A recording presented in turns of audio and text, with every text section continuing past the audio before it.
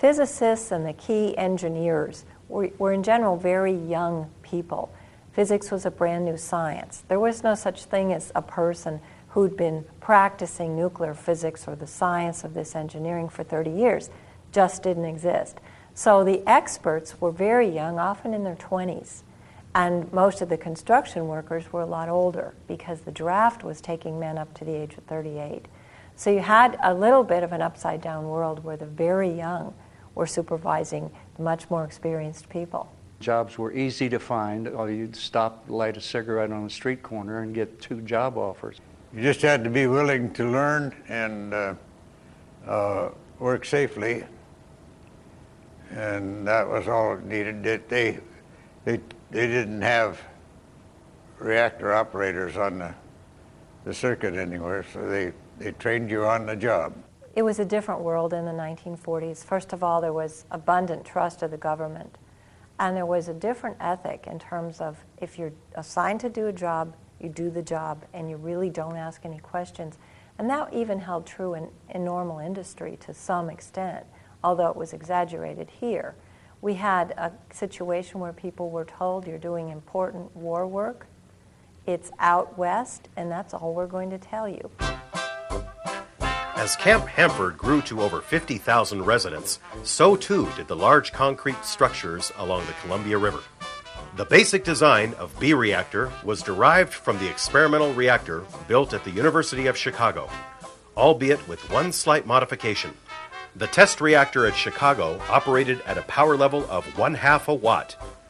B would attain a power level of 250 million watts. B reactor's core would be built as a 3-story assembly of graphite blocks drilled through with a cylindrical lattice of channels into which would be inserted slugs of uranium metal coated with aluminum. 9 metal horizontal control rods separated the channels, and 29 vertical safety rods were available to shut the process down. When the control rods were removed, the uranium would begin a reaction and create heat. Water from the Columbia River would flow through the channels for cooling. When the slugs had been sufficiently exposed, they would be pushed out the back of the core into a cooling pool and quickly decayed to plutonium. Once cooled, the irradiated plutonium would be transferred by special water-filled rail cars to the separation plants. These plants, called canyons by the workers, because of their long, narrow shape, would use chemicals to separate the plutonium from the aluminum and other metals. Then the plutonium would continue on to final processing. And the fact that they could take one metal and make another metal, transmutation to me, was unbelievable. You figure the reactors are only designed for just to end the war, and that's all they were shooting for. And then 6 months after the Nagasaki bomb, Winston Churchill, Prime Minister of Great Britain, he made an announcement. He said, "We're now in the midst of a Cold War with Russia." Well, at that point, then, hey, you know, these are no longer just a temporary reactor. These have got to keep going, and that's when they started doing all the major improvements and trying to figure out how to preserve them longer. The B reactor has a lot to say for what it has accomplished. Since the process of producing plutonium was new and unproven, many construction techniques and procedures had to be invented as it went along. It was noted that the finished blueprints to B reactor were not even delivered to the site until 2 weeks after the reactor went critical. You talk about having to be innovative. They had to be innovative. The first chief operator I had when I went to work out there went out to the reactors, and I said, "What's all these pipes?" And he said, "That's your job." He said, "A week from now, I want you to come back and tell me where that pipe came from, where it goes to, and what it did." And that was just the way they taught us. You had to teach yourself. And if there was anything there that you was wondering about, you had to go make a drawing and figure out or make a statement on what it did. And that way you'd come up with different ways to make things better. On-the-job training was status quo, and safety was always of utmost importance. Procedures were in place for any situation. Each control rod was connected to a sensor that would trigger the reaction to shut down if a problem was detected. This shutdown was referred to as a scram. Well, actually, that scram came from the small test reactor in Chicago. There they had one safety rod hanging up over a pulley and tied down. And the man, if they wanted to shut the reactor down, he'd take an axe and cut the wire, or cut the rope. So that was safety control rod axe man. So actually, of course, I didn't know that until later on. I was scram, just went scram out of the reactor. We had to get out in a hurry. The thing that becomes instilled, it's second nature, is safety. These people who designed and built those machines out there, they didn't have a model to go by. If you're going to build a car, you can say, well, what did we do in 1906? What did we do in 1926? They couldn't do that out there. They started by saying, okay, we know this can be done. We're not sure how to do it, but we're going to design and we're going to make sure that there is safety to the environment, to the populace in this area, and to the people who work here. And they did. Secrecy reigned supreme during the construction project. Groves and DuPont had developed a departmentalized procedure where workers on one part of the construction process had no knowledge or contact with any other area of the construction. It was understood: say nothing, ask nothing, and keep your job.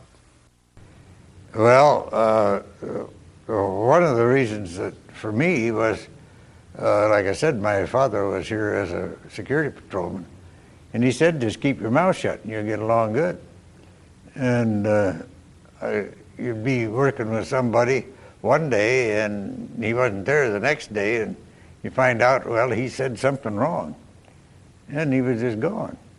Well, one way that they proceeded while they were building B reactor was to have compartmentalization. In other words, if you're a person working on the graphite, that's all you're going to know about. And you're not going to know about the pipes, and you're not going to know about the electrical systems. And if you're a thermal hydraulics expert working on the water delivery system, you're not going to know about the graphite. And so they kept the work very separate, and they just had a few people. And it wasn't the construction workers. It was a few of the high-level supervisors who knew the entire scheme.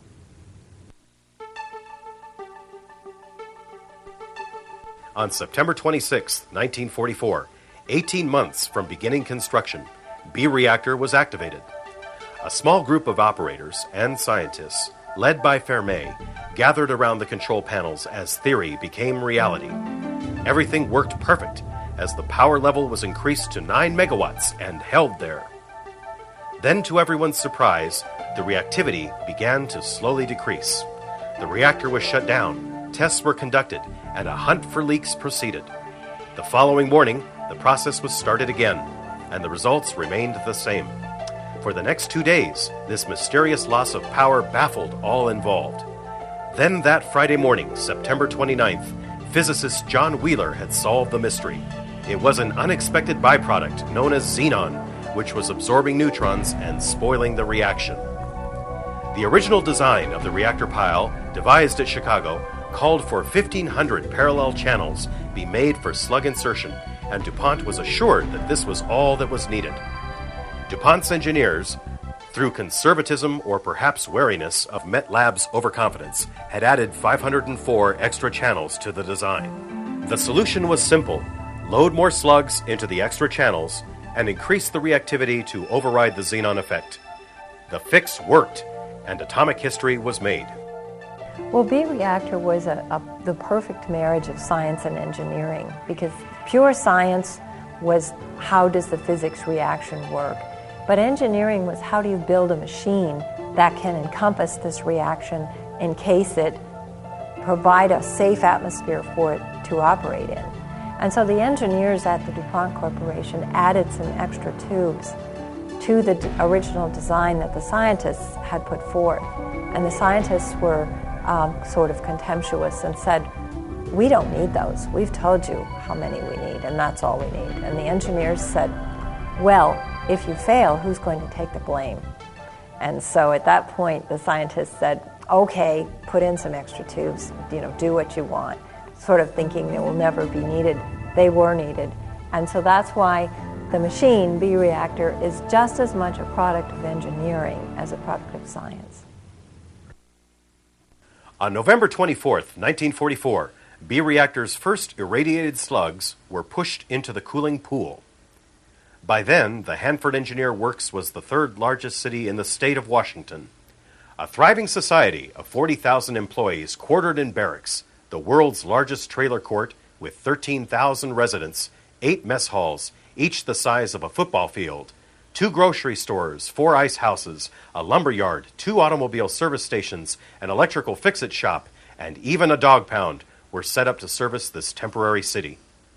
A schoolhouse and gymnasium for children up to the 8th grade were located in the main camp area. High school students were furnished free bus transportation to neighboring Richland. All needs were factored in, including 24-hour patrol duty, public health services, fire protection rights, surface streets, 24-hour cafeterias, and weekly entertainment. All part of the critical morale effort as worker turnover was constant. People came from every state in search of work. Most were unprepared for the desert conditions, for the secrecy, the lines, the heat, and the dust made family life far from ordinary. I'm reminded of the fact that the only way a man could get in the gate, that the fence that surrounded that facility, women's barracks and the women's rec hall, was to be in the company of a woman. You couldn't get in the women's rec hall. You couldn't say, oh, well, my date's waiting for me in there. She comes out here and takes you by the hand and leads you in there. That's okay, but not otherwise. It was actually quite an experience out at Hanford. They had big restaurant that eating places that would seat 2,000 people.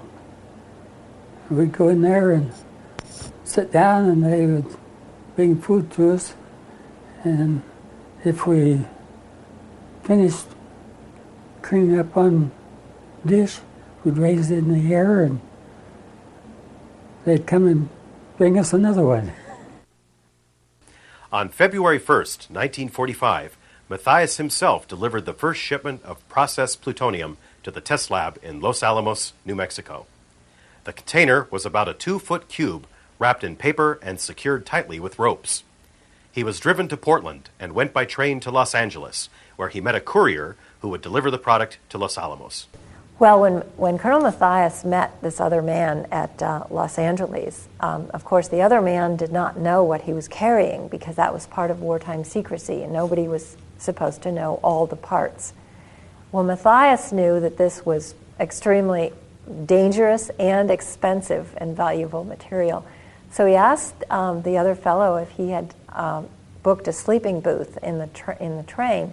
And the man said, no, I'm just going to kind of sleep sitting up in my seat. And Matthias said, well, you might want to get a sleeping booth with a locking door because the product you're carrying is worth $350 million. Well, in those days, that was a huge amount of money. That's about $4 billion today.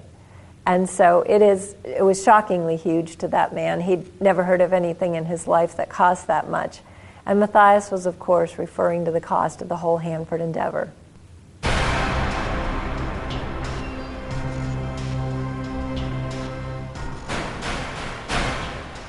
The science had been proven successful.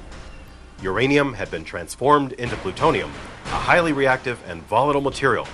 But would an implosion of an atomic fission bomb actually work? All that theory was realized on July 26, 1945, when product generated at Hanford was used for the Trinity test in a remote section of the Alamogordo Air Base in New Mexico. For the first time in history, there was a nuclear explosion.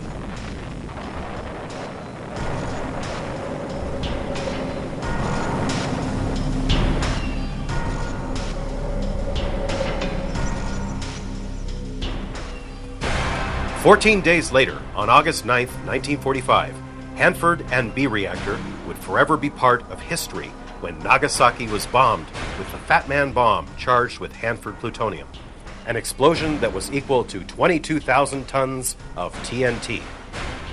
The Japanese surrendered unconditionally 5 days later. World War II, the war to end all wars, was over.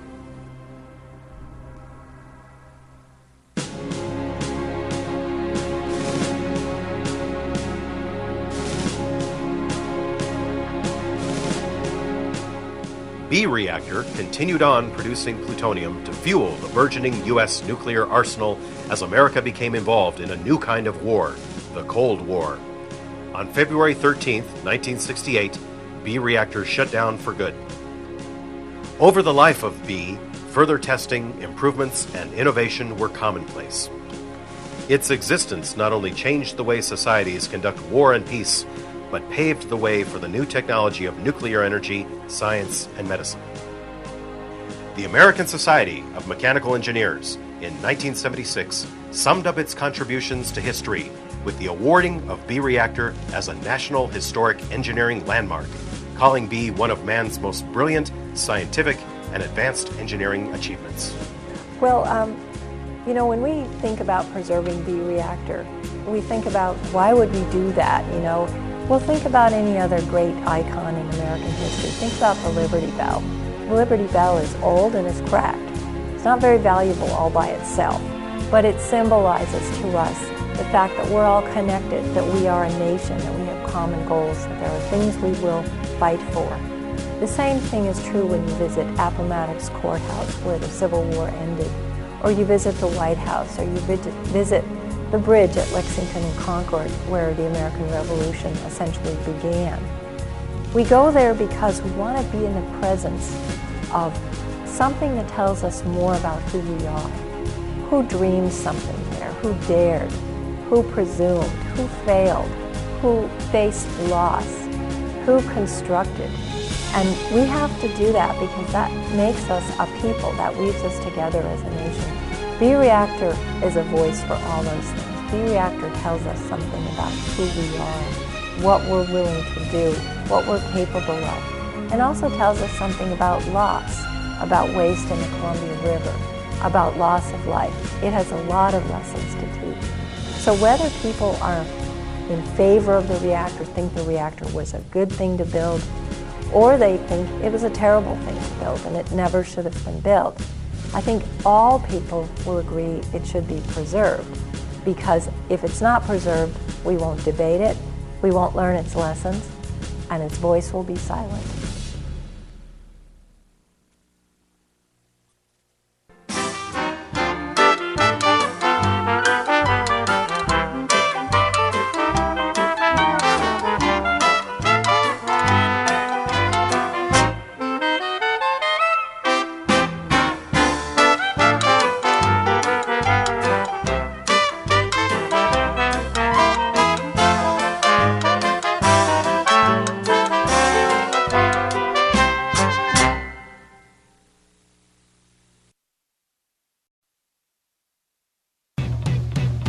Just wanna be cool, I just wanna be alright.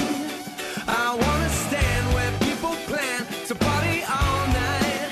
I don't wanna be gone, said I just wanna have fun. Make some noise, sing it with my boys, party all night long, feel it like it's gone now.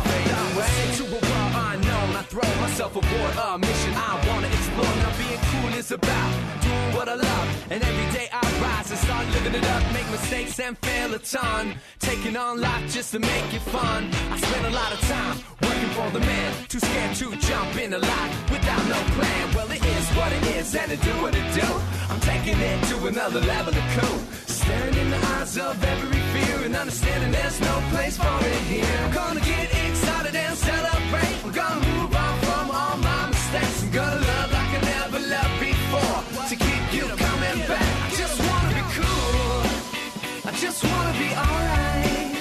I wanna stand where people plan to party all night. I don't wanna be gone. I said I just wanna have fun. Make some noise, sing it with my boys, party all night long till the light gets gone. Now fade away.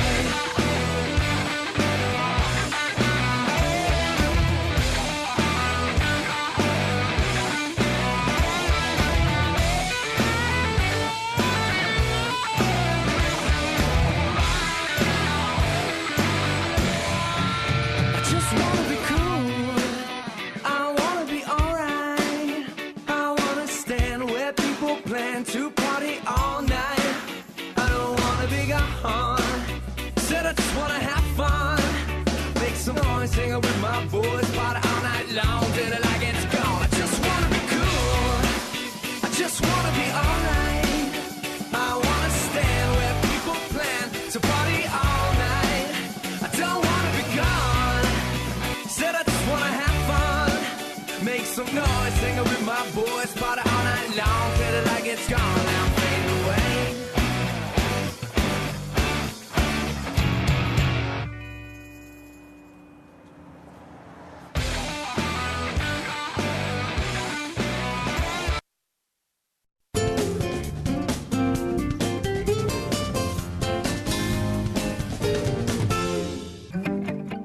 The City of Richland strives to make information about your municipal government accessible. Most information you seek is available from the city's website. This includes parks and recreation related activities. To start, go to the city's website and click on Departments, then Parks and Recreation, or go directly to the parks pages at richlandparksandrec.com. From this page, click on E-Activity Guide. The guide is browser-based, no plugins or special software is required. Here you can find out about the latest class or event, read about parks projects, or check out the amenities that each of our parks offers. With the click of a mouse, you can get information about a specific class or sign up for activities. Simply click on the activity and add the class or event to your shopping cart. You will need to log in to your account prior to registering. If you do not have a login ID or account PIN number, call 942-7529 to get your free account, or email parksrec@ci.richland.wa.us with your name, address, cell phone, gender, and birth date. Because the e-activity guide is interactive, you can also find links to a variety of groups and organizations that provide added recreational opportunities, or link to Parks and Recreation's Twitter or Facebook pages. Additional information about Richland Parks and Recreation is available from the parks pages at richlandparksandrec.com.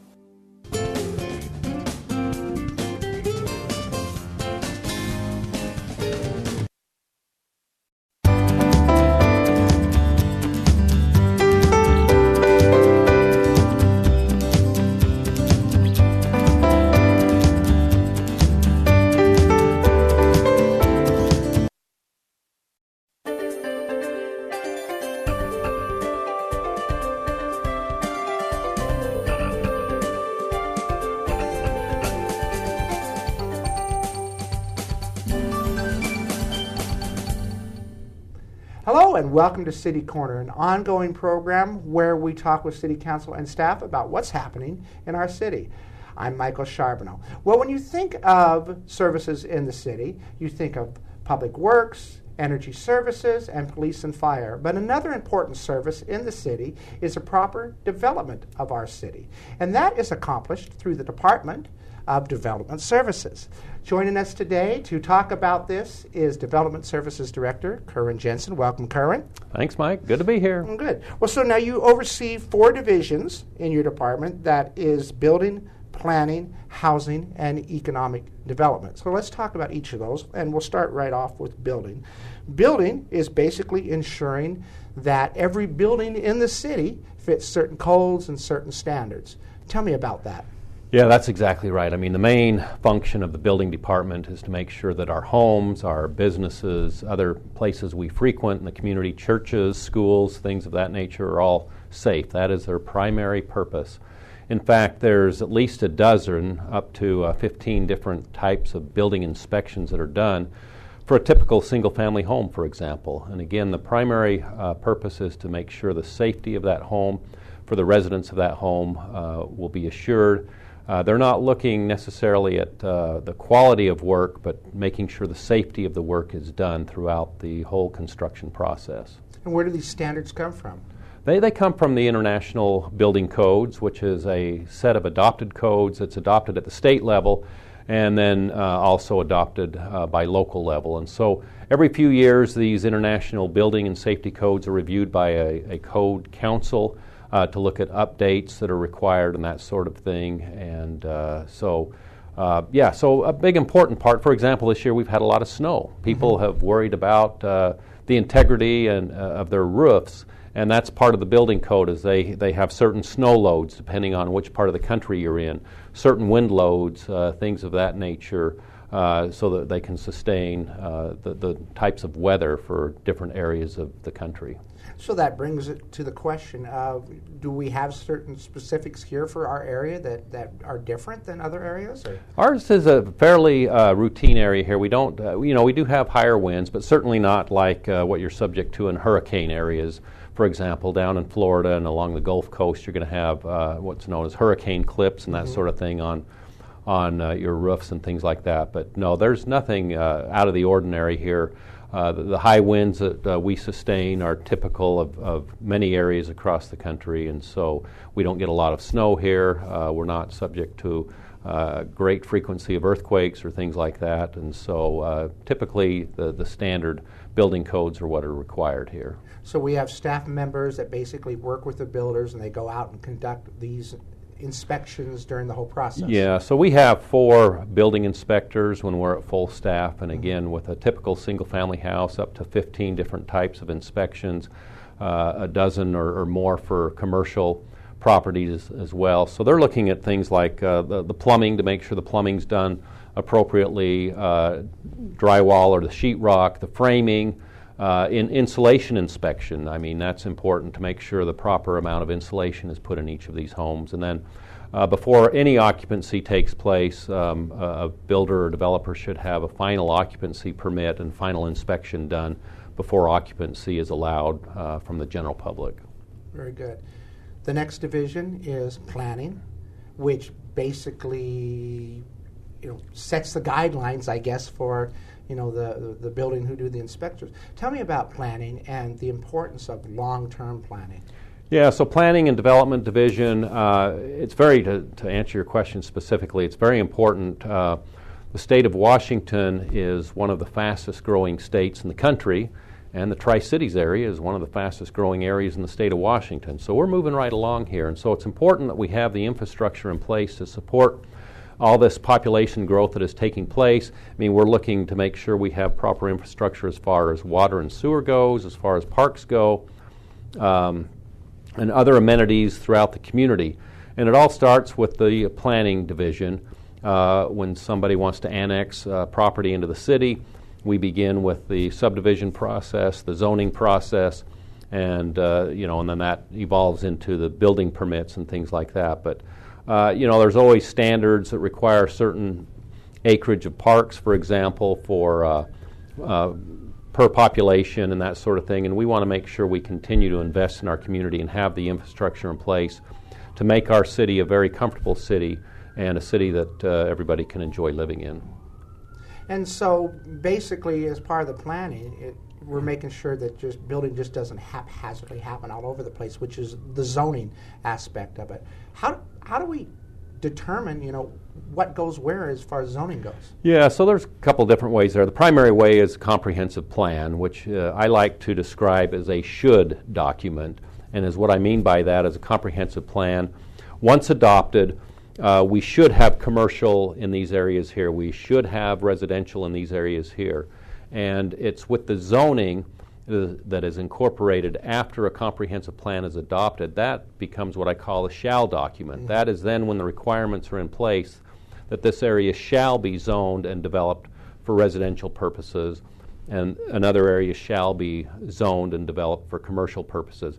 And it's always important to not have certain uses, kind of like a library, for example. There's certain areas in a library where it's a quiet zone, and you shouldn't be boisterous and loud, and that's the same with zoning. There's certain areas where we shouldn't have industrial land right adjacent to residential uses, or even some commercial uses shouldn't be immediately adjacent to residential uses. And so that's done through the comprehensive plan process and then followed up by the zoning process. And all of this is done, especially at the comprehensive plan level, is done with public meetings, public hearings, and input from the entire community. And we actually went through our 10-year comprehensive plan review about a year and a half ago, and have a new one that was adopted by the council about a year and a half ago.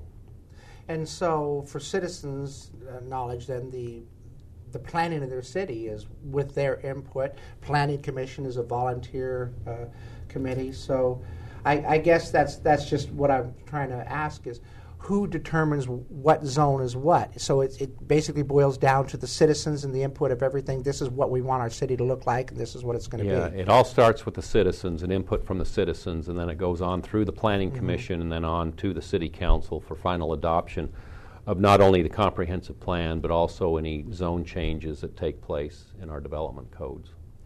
So recently, I guess it's been a few years now, but the city changed over to a hearing examiner process for, I guess, zone changes and other what you call quasi-judicial things. Explain to me what the hearing examiner works and how that's been working for the city.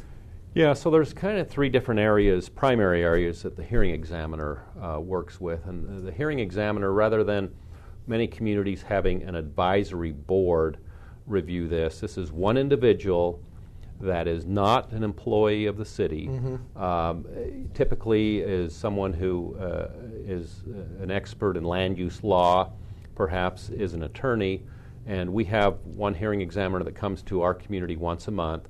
And the three different areas that they primarily are involved with would be zone changes, subdivisions, and special use permits. And a zone change, for example, is where somebody wants to change their property from single-family zoning to maybe multi-family and allow them to put apartments in a neighborhood versus single-family homes. Subdivision is obvious. That would be subdividing the land for future houses. And then a special use permit would be something that may or may not be allowed in an area depending on the location of town, but might be best allowed if there's certain conditions like hours of operation or where a driveway or a drive-through service should be located. Those are certain conditions that may be imposed on certain types of uses. So those are kind of the three areas, primary areas that the hearing examiner works with. And we have an excellent hearing examiner at the present time. He conducts public hearings in a very fair fashion. He allows citizen input, ample citizen input, and he's very fair, he's very courteous, and just does an outstanding job, while all at the same time making sure that we're complying with the standards that are in our zoning code. You know, and we televise the hearing examiner meetings here on CityView, and that's one thing I've noticed about that. It may not be the most visually stunning meeting to watch, but the whole temper of the meeting is such that it's a very, very fair process. So what is the advantage of this hearing examiner as far as, you know, as far as when the final decisions are made? Yeah, the big advantage is because this individual comes with a land use law background, they know exactly, and in our case, the gentleman that takes care of that for us, he knows exactly what laws need to be implemented and what decisions can be made without creating a bias or a decision that cannot be supported or backed up by law. And as a result, we've not been legally challenged on any of his decisions, to my knowledge, since we've implemented that program. So it basically protects the city from... Okay. Yeah. And in many cases, on some of the items he reviews, he's advisory to the city council, and then in certain instances, he is the final authority on those decisions that are made. Good. So another division that you oversee is something that a lot of citizens may not be aware of as far as programs that we offer, but it's the housing division. And explain a little bit more to me about what the housing division does and some of the programs we offer. Yeah, so there's kind of two different components to the housing division. The Community Development Block Grant Program, or many times it's referred to as the acronym CDBG, and that's when we're able to bring in federal funds from the Department of Housing and implement programs in our low to moderate income neighborhoods. And that can be, typically the areas you see are for park improvements, improvements in our parks, or it could also be for accessibility standards, for example, sidewalks or accessible ramps, even the pedestrian signals, pedestrian-activated signals, the pedestrian-activated crosswalks, things of that nature. In low to moderate income areas, we receive federal funding that can be utilized in these neighborhoods throughout the community. And so it's a great program. Sometimes people are concerned with utilizing federal funds like that. The thing you need to remember is that if we don't utilize our allotment in our community, somebody else will utilize that funding somewhere else. So we really should take advantage of those opportunities in our community and improve and enhance our community. So that's one component of the housing and grant programs that we administer. The other is through what's called the home program, and these are more for individual homeowners, for again low to moderate income families, where down payment assistance can be provided for first-time home buyers, and also funding available to do improvements in a home that might be older and needs some updating. Again, not cosmetic reasons, but for safety purposes to upgrade a home. And the best way to get knowledge of those funding opportunities is to come into our department and speak with the proper individuals in our department to help out with that. But the down payment assistance program is a very important one for homeowners, rental assistance, things of those natures. Also, with the Community Development Block Grant Program, the one that I spoke of earlier, that's a very important program for certain events and things that take place in our community, such as Meals on Wheels. That helps fund that, and other programs, Elijah Homes, some of the efforts they do, to give you an example of where those funds are made available. So I guess the best takeaway for that is these programs are there to help keep our property values up, eliminate community blight, the rental assistance and stuff like that, is so citizens have safe, decent places to live. And occupy all the homes in the community, yes, with nice-looking properties.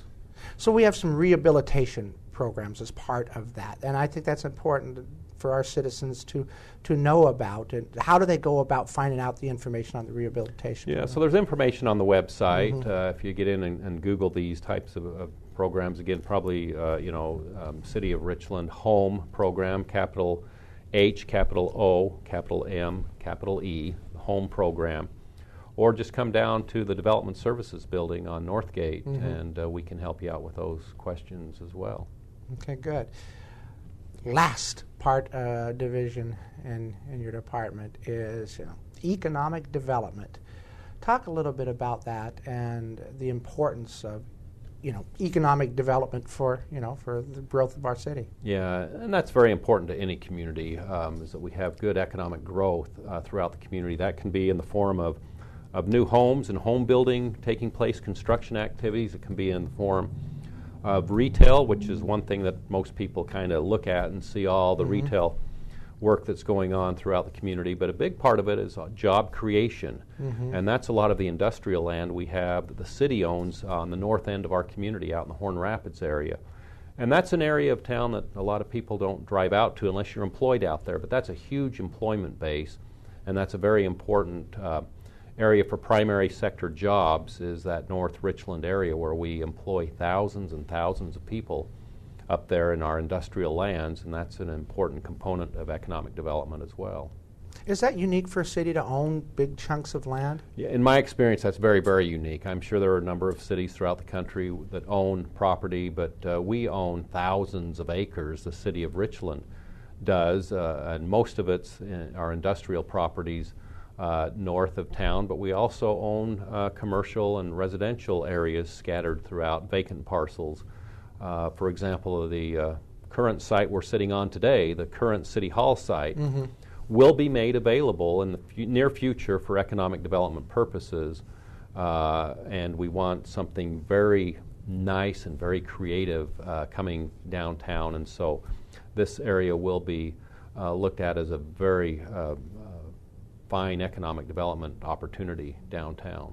And so you kind of see that cycle on planning is say this is where we want to zone it, what we want to do, economic development, we have this available, let's bring this in, and all that. And all that is for, you know, going back to when we have discussions about, you know, funding for the city, the three-legged stool and all that. So explain that a little bit more to me about, you know, why is the city involved with trying to bring economic development? Because it is the funding sources, the tax purposes that we're able to benefit citizens. Yeah, so we rely largely on property and sales tax, and so it's very important that we have development taking place and also retail sales.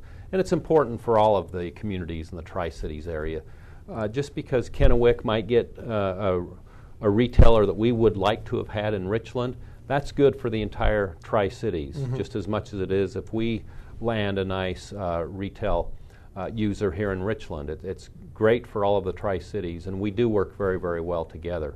And so it just becomes more and more important for a community when we're trying to draw more activity, more development here in town. It's very important. Business retention is something that people don't think a lot of.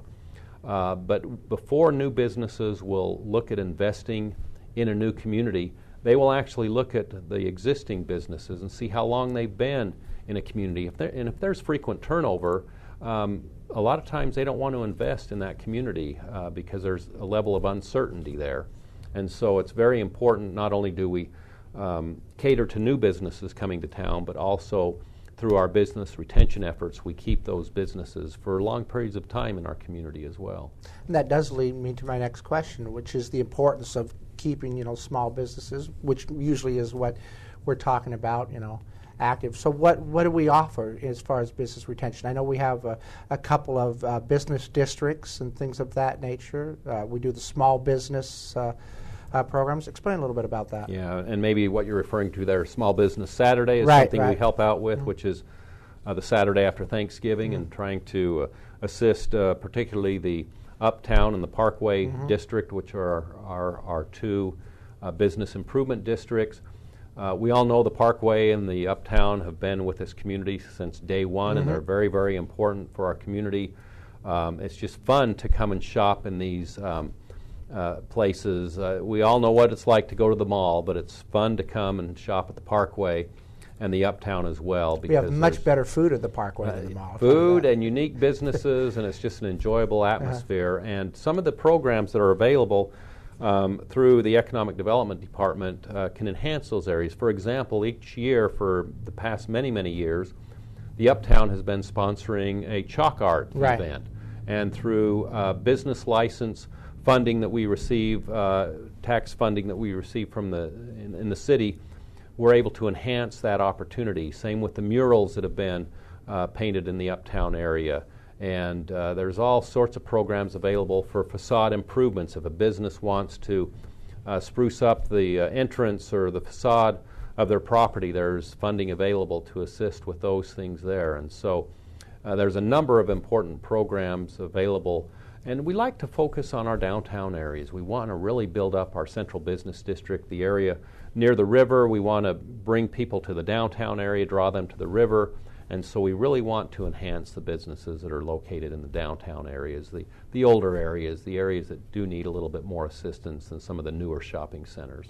Let's talk about some of the areas and you know what we're doing as a city to, you know, focus on that. You talked downtown, the Swift Corridor is what we're referring to. Tell me about what's happening in the Swift Corridor. You touched on the fact that, you know, the old City Hall will be repurposed. But tell me about Swift Quarter and some of the plans. Yeah, so we have, Cadillac, for example, invested millions and millions of dollars a few years ago to add on to their building over there and improve that site there. And so they're kind of an anchor on the west side of the Swift Corridor. And the anchor on the other end would be this site here, the current City Hall site, the fire station, that area there. But in between, we're building the new City Hall building. We've had Columbia Basin College invest in this Swift Corridor area, and we want to make this just a very walkable area. I was amazed. One day I decided to go out and walk all the way from Cadillac to the river, and it took only about 10 minutes to walk that distance. And so we want people that work in these employment areas downtown and the medical areas to realize that, hey, there's a river not too far from here. And on the way, there's going to be some nice eateries, perhaps to eat at or areas to stop at. And we want to be able to connect so that there's a fluid connection, so to speak, so that people can walk from A to B and find themselves along the river and just have an enjoyable experience. And part of that will be improving the Swift Corridor. We're going to add some bike lanes to Swift Corridor, some trees to enhance that area. And also we're looking at ways in the future to perhaps slow down the traffic on George Washington Way so that we can allow pedestrians a better opportunity of crossing George Washington to gain access to the river. So all of that to keep our downtown, vibrant, rather than some communities where they just head out and then the downtown just dies. Yeah, we want to keep a very high level of vibrancy in our downtown area. Columbia Point, you talked about the river. That's pretty much, and it's amazing because when I've been here with the city now for 20 years, Columbia Point had just barely started 20 years ago. Now look at it. And there's only a couple pieces of property left to develop. Explain that. Yeah, and I think a lot of people don't understand that Columbia Point, which is the area down where Anthony's is located, the Courtyard by Marriott, that's the area of town we're talking about, the area including the Winco Shopping Center. There, the majority of that property was owned by the city and has been sold for commercial development and also residential development. And we only have a few parcels left that are vacant down there, and we are continuing to work with developers to develop those vacant properties to, again, make that a nice experience for families. And those, we have an outstanding bike trail along the Columbia River that stretches all the way from Columbia Point, even Columbia Point South, all the way north up to Leslie Groves Park, and it's just a great opportunity to get out with the family and enjoy our beautiful weather. And we want areas where along the way that people can stop and eat at a restaurant perhaps, or get an ice cream cone and enjoy those sorts of opportunities as well. And so we're continuing to build on that theme for Columbia Point, and you'll continue to see improvements take place in that area. Farther north, you talked about it a little bit earlier, the DOE released a huge amount of land to Richland and to the Port of Benton for development. What do we want to see happen out there?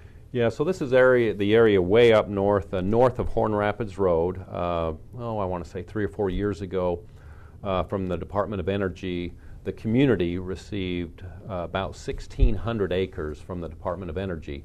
300 acres went to Energy Northwest, and then the remainder was split roughly in half between the Port of Benton, which is one of our economic development partners, and the other half went to the city of Richland.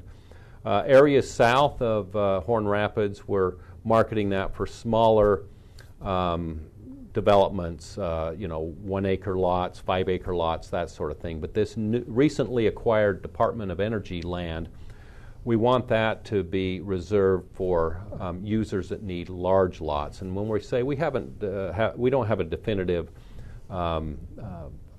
number there, but we're looking, somebody that needs 150 acres, 200 acres at a time for their use. We don't want to carve this up into a bunch of small 20s or 50 acre parcels.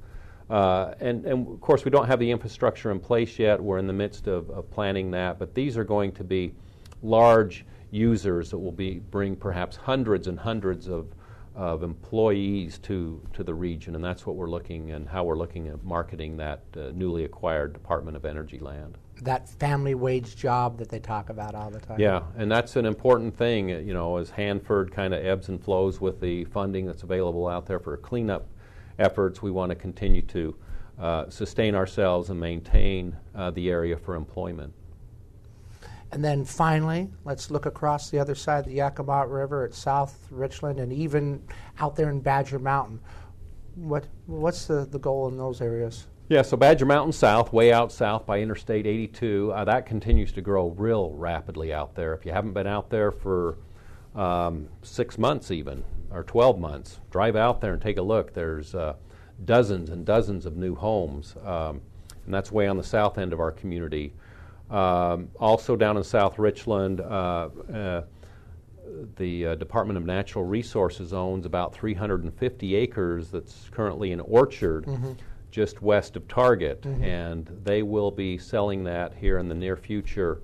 And that has been master planned, again, through our comprehensive plan efforts, to be a mixture of single and multifamily housing and commercial, with also a school site identified out in that area there. So those are some of the areas you'll see over the next few years continue to grow in the South Richland area. But all this has been master planned out and through the comprehensive plan and all that. So, I mean, there's a, I don't know if this is the right thing, but there's a method to the madness, so to speak. Yeah, and in the state of Washington, it all starts with the growth boundary that we have, and that is where urban-like growth needs to be contained within a certain boundary. And so I know, you know, some folks get a little concerned that the vacant lot next door to them, or the 5 acres that's been open space for years and years, is now being developed. But that is where development should be taking place, is in this urban core, in this urban growth boundary. And so all of these areas we've spoken about today are in the urban growth boundary, and we are really discouraged in the state of Washington from developing outside the urban growth boundary. And so that's what we're doing, is trying to contain that growth to the area within the urban growth boundary, and that's exactly what we're doing here in the city of Richland. And then finally, what would you like citizens to know about your Development Services Department? Yeah, it's great working with the department that works with the development community, because this is just an outstanding area of the state of Washington to live in. We have very, very low crime rates. We have great parks. We have great weather. The employment base is outstanding here, and that's why you're seeing such an influx of people wanting to live in the Tri-Cities or wanting to live in Richland. It's just a great area to be. It's a great community to be a part of, and I enjoy working with the citizens of our community in moving the city of Richland forward in the future. Perfect way to end this program. So I would like to thank Kerwin Jensen for being on this program and talking to us about development services. And if you have any questions, probably the best place to start is from the city's website. I want to thank you for watching this edition of City Corner, and we'll see you next time.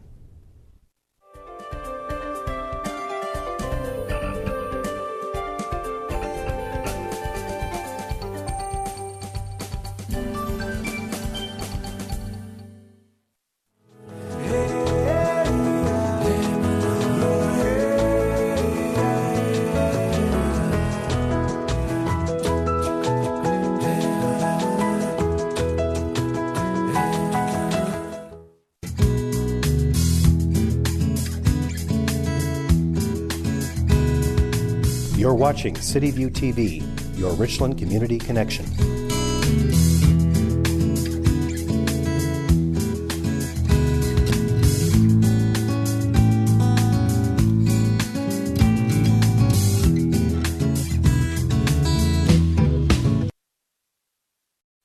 Beginning in March, residents will see some minor changes to their City of Richland utility bills. The bills will now be produced in color, which will assist with readability and in identifying important messages. The format of late notices will be upgraded to a full page on white paper with red ink. If you have questions regarding your utility bill, email customer service, call 942-1104, or visit the City of Richland's website at /myutility.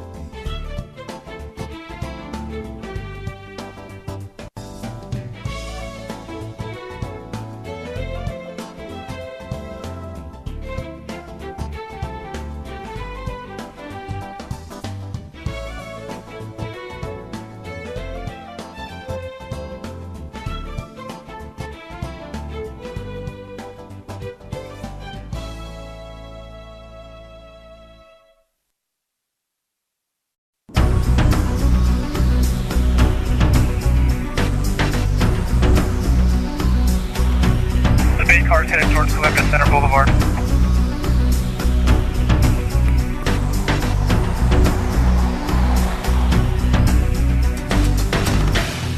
Dispatch, we're heading southbound on Columbia Center Boulevard. Notify Kennewick.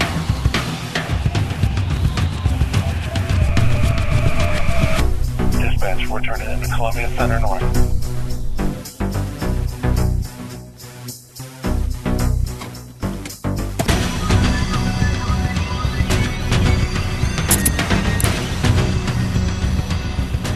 I'm Officer Floor with the Richland Police Department Street Crimes Unit. Are you sure no one's watching? Tri-City law enforcement agencies are working together and cracking down on auto thefts with extra patrols and bait cars. If you steal it, we will find you.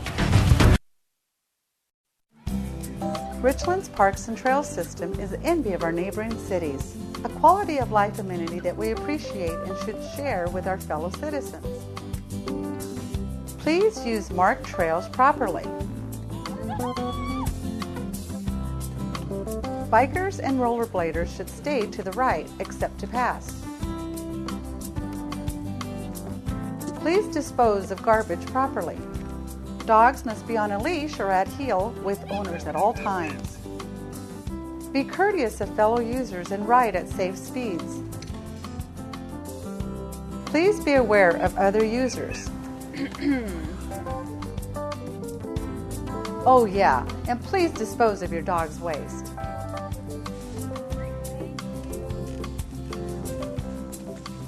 Please respect our parks and other park users. Care to share. Hello, ladies and gentlemen. I'm not a professional speaker, but I'm kind of passionate about what I'm talking about. You know, my dad, what it meant to my dad, and he understood what it meant to you guys. And one thing just came to me right now when Dawn was talking about that they christened number 4 engine.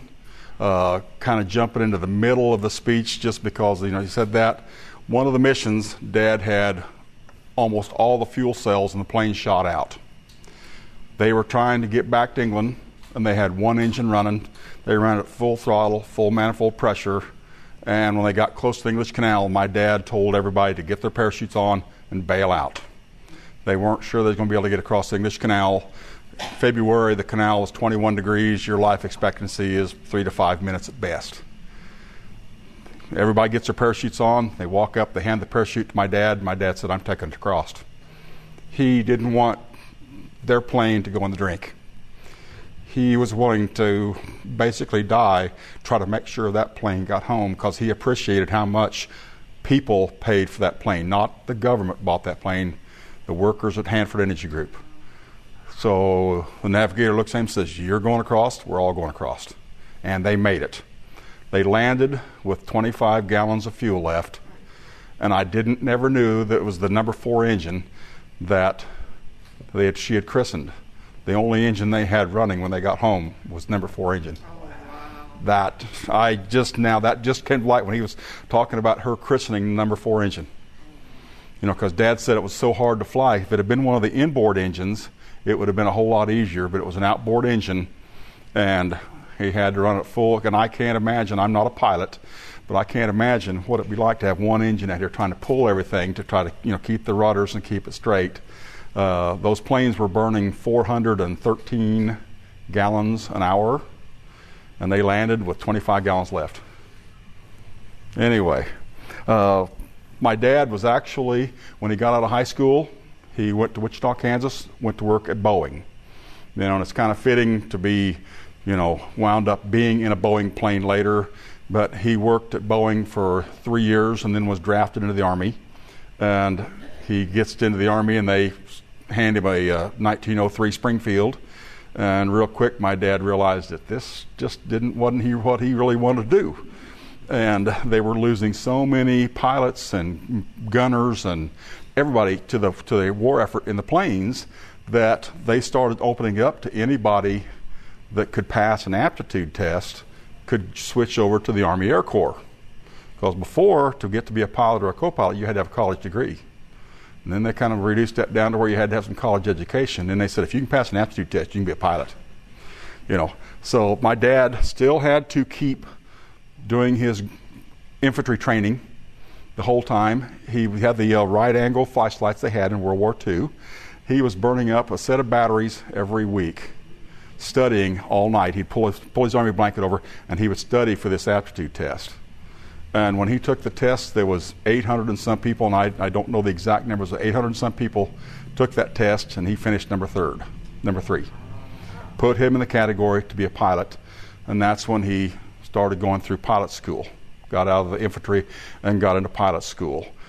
His first plane he drew over there was a B-24 Liberator with the nose paint of Shoo Shoo Baby. He flew that 12 full missions. 13th mission, they took off. They just got over the English Canal and the generator quit. They couldn't make the generator run. So they didn't have the heated muffs. They didn't have anything for the gun sights. Wouldn't have power for the radio. So they had to turn around and go back. They got penalized. That mission didn't count. And so the next 13th mission he drew Hanford's plane, day's pay. And of course, everybody, 13th mission the first time came off not so good. What's the second 13th mission going to be like? And they flew that day, and I virtually no flak, no fighters, very easy mission. By the second mission, Dad had said that plane could almost fly itself. He said it was so easy to fly. The B-24 Liberator, he said, was a cumbersome plane, didn't fly as good. He said the B-17G flew almost like the Spearman he was trained in as a single-engine plane. And so he was just overwhelmed with how good the plane did. One of the things is the German fighters would never attack them from the sides. They would attack the 24s from the side because they had so much more firepower. If you come at the side of a B-17G, you could have the top turret with 250s, the bottom turret, waist gunner. You could have 4 or 5 50 calibers aiming at you at any one time. And so they would not come out of them from the side. They come out of them below and from above. Sometimes they got fighter escorts, sometimes they didn't. The P-51 Mustangs, they really liked it when they got them for fighter escort, because if the Germans seen that they had 51s with them, they wouldn't come up after them. The bad side is the P-51 pilots realized this, so when they got close to the bomb site, they would hang high and right, way behind the bomb group, and wait for them to send the Messerschmitts up after them, and then the 51s would go after the Messerschmitts. Dad says occasionally you kind of felt like he was a piece of steak, put out there for some bait, But, it's just, one of the notes on there is the ball turret on the bottom could be, you could climb into it and out of it from the plane. But if it got damaged and you couldn't roll the ball over to get your door up to go into the plane, if it became damaged and they were going to land, especially if no running gears or anything, they would turn all the bolts. They could actually unbolt that ball turret and drop it off.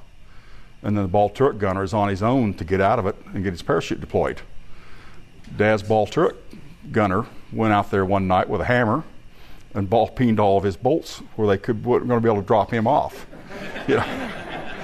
I think that's all well and fine, but if you think about doing a belly landing and you're in the ball turret on the bottom, you aren't going to live. But he wasn't going to be dropped out. But talking about that mission with the on that fourth engine is so astonishing because of the pride Dad had in that plane and understanding that hardworking people paid for that. He talked about that more than just a little bit, the appreciation he had for that, and just amazing. The flak at times, and of course you're probably all familiar with the flak, what it is. Might not, some of the younger people might not be. It's an altitude bomb. The Germans could dial in what altitude they wanted to go off at, and that shell would go up to that altitude and explode. And it was designed in such a fashion that virtually all the shrapnel blew out. Hardly any went up and hardly any went down. It all went out.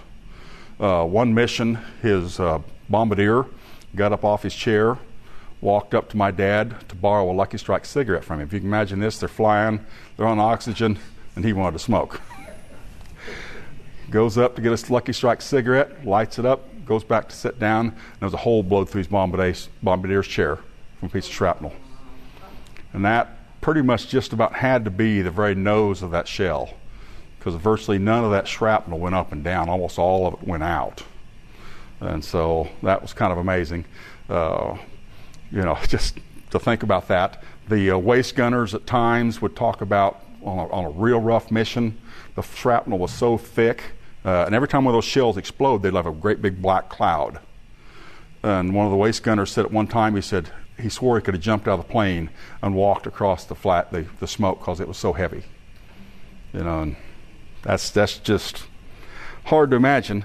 One mission, Dad was talking about flying along, and the plane was actually pulsating as the shrapnel bombs was going off. And they fly in 3 levels, 4 planes in each group. And Dad, you didn't choose where you flew; they give you your assignment. And Dad's assignment that day was the bottom level. And he's flying along, and this plane is pulsating every time a shrapnel bomb would go off below him. And so he motions to the other planes that he could see to go up 10 feet. They raised 10 feet in elevation, and the plane quit pulsating. How close was the bombs? That's just unbelievable. Some of the funny things about it, they're going out there and on radio silence. They're not supposed to speak a word because the Germans would pick them up and know they were coming. And they were getting close to the bomb site. About this time, Dad come across the radio, "Who dat?" And it was silence for about 10 or 15 seconds. And then somebody else came on there and said, "Who say, who dat?" And then about 10 or 15 seconds later, and somebody else will say, who say that, who say? And Dad said that kept carrying on until it was about 10 words long, and all of a sudden the colonel gets on there and snarled, "Damn it, I said radio silence." And it just quiet. They normally started communicating back and forth when they were going back to the base to see who lost, what men were lost, what planes were lost, because they were a tight-knit group. Just the crew was so tight that my dad stayed in communication with him till he died. And after he died, they even paid for my mom a plane ticket to fly back there for another one of the reunions. They were real tight. But the other crew members, the other crews that they were buddied with, they were also tight. And they always radioed back and forth communicating. And that day with radio silence, they landed without saying a word. The radio would say, "You're clear to land. You're clear to land." They would land. Nobody said a word. The one thing that was kind of a funny note is when Dad was in pilot's training, he was down in Tampa, Florida, and at that time he was flying a B-24 Liberators. And he the base general walks up to him and said, "Lieutenant Weiniger, find you a co-pilot. We're flying to Omaha, Nebraska tonight." My dad looked at him and said, "Yes, sir." And it didn't ask what for. And he said, "Yep, I'm going to go up and have supper with my wife." So his best buddy, who was a pilot also, was Bobby Willis from Watson, Arkansas. And so my dad goes to Bobby Willis and says, "Bob, how would you like to fly to Omaha, Nebraska tonight? Be my co-pilot." And it was kind of a degrading to ask a pilot to be a co-pilot. But Bobby thought, "Heck yeah, I get to fly to Omaha, Nebraska tonight. Let's do it." They get in the plane. They fly out. They fly to Omaha, Nebraska. The general has supper with his wife. They wait at the plane. He comes back out. They get in, fire up, take off. And as they're coming into the Tampa base, they're coming in for the approach, and they look up there, and there's about 20 or 30 MP Jeeps. They land, and all these Jeeps are following them in. And the first thing they do is they march into the plane, and they grab my dad, and they marched him off in one Jeep and off one direction, and grabbed Bobby Willis and took him off in another direction, and took the general off in a third direction. And they get Dad in the room in there, and they said, "What were you doing?" He says, "Flying the general to Omaha, Nebraska." "Why?" My dad looked at him and says, "He's the CO. I did what he told me. I do what I'm told." Bobby Willis is in the other interrogation room, and he tells him the exact same thing. Nothing happened to Dad or Bobby. The base general was never seen from again. I don't know. I'm sure they didn't court-martial him, because you wouldn't do that in wartime, but I would imagine he got moved to a different base, and he may not have had all these stars when he was said and done. But it's kind of comical stuff like that. And but he always talked about how much better of a plane that 17 was than the 24. He said the firepower that the B-17G carried, the machine guns it had, everything was just so much more impressive on that plane than the 24. Wasn't me, didn't do it. But, he was so appreciative to get that plane, and I wished my dad would be alive to come out and thank the Hanford people for this, because, he's talked about that a lot, that it was just so fantastic to be able to fly a piece of machinery that would almost fly itself. One of the missions, one of the other planes in their group was shot up so bad it had nothing left in the midsection. The navigator was dead, the radio operator was dead, both waist gunners, the bombardier. The only people living was the pilot and the front gunner and the tail gunner. And they're coming back in to England, and of course they let everybody else land, because they say this plane can't stay together, because all that was holding it was just the metal framework from the back to the front, and they landed and it did not come apart. So that was one tough plane. It was just extremely tough. You'd hate to be in that position. Some of the things that my dad got out of this deal was he learned he was not a great student in high school. And by his own testimony, he said I was probably kind of a slacker, didn't put forth the total effort and everything. I was just talking to the college up here, and I was telling them this story about Dad's, how he enjoyed education and he learned to get smarter, how he studied to be a pilot. He never quit trying to teach himself something. He learned how to do wiring, he learned how to do plumbing, he could do anything. Overhaul trucks, cars, he could do it all. And I was telling that to the students up there a while ago, and that's why I'm a little bit late here. One of the students came up afterwards, and of course I harped on him pretty hard about stay in school. Get a good education. You cannot substitute a good education. One of those students came up to me after the deal up there and shook my hand. He was going to drop out. And he said, because of hearing the story about what our soldiers went through in World War II, and me harping him on a good education, he's going to stay in school. So that made me feel pretty darn good. But he was, one of the things he always talked about was, his exact quote is, "It's a top flying plane and it's surely paid for itself." And he was talking about Hanford's employees paying for that, because he had so much appreciation knowing that this wasn't just the government grabbing tax money. They said these people volunteered to pay for this plane. At Christmas time, they would send over your care packages from your family.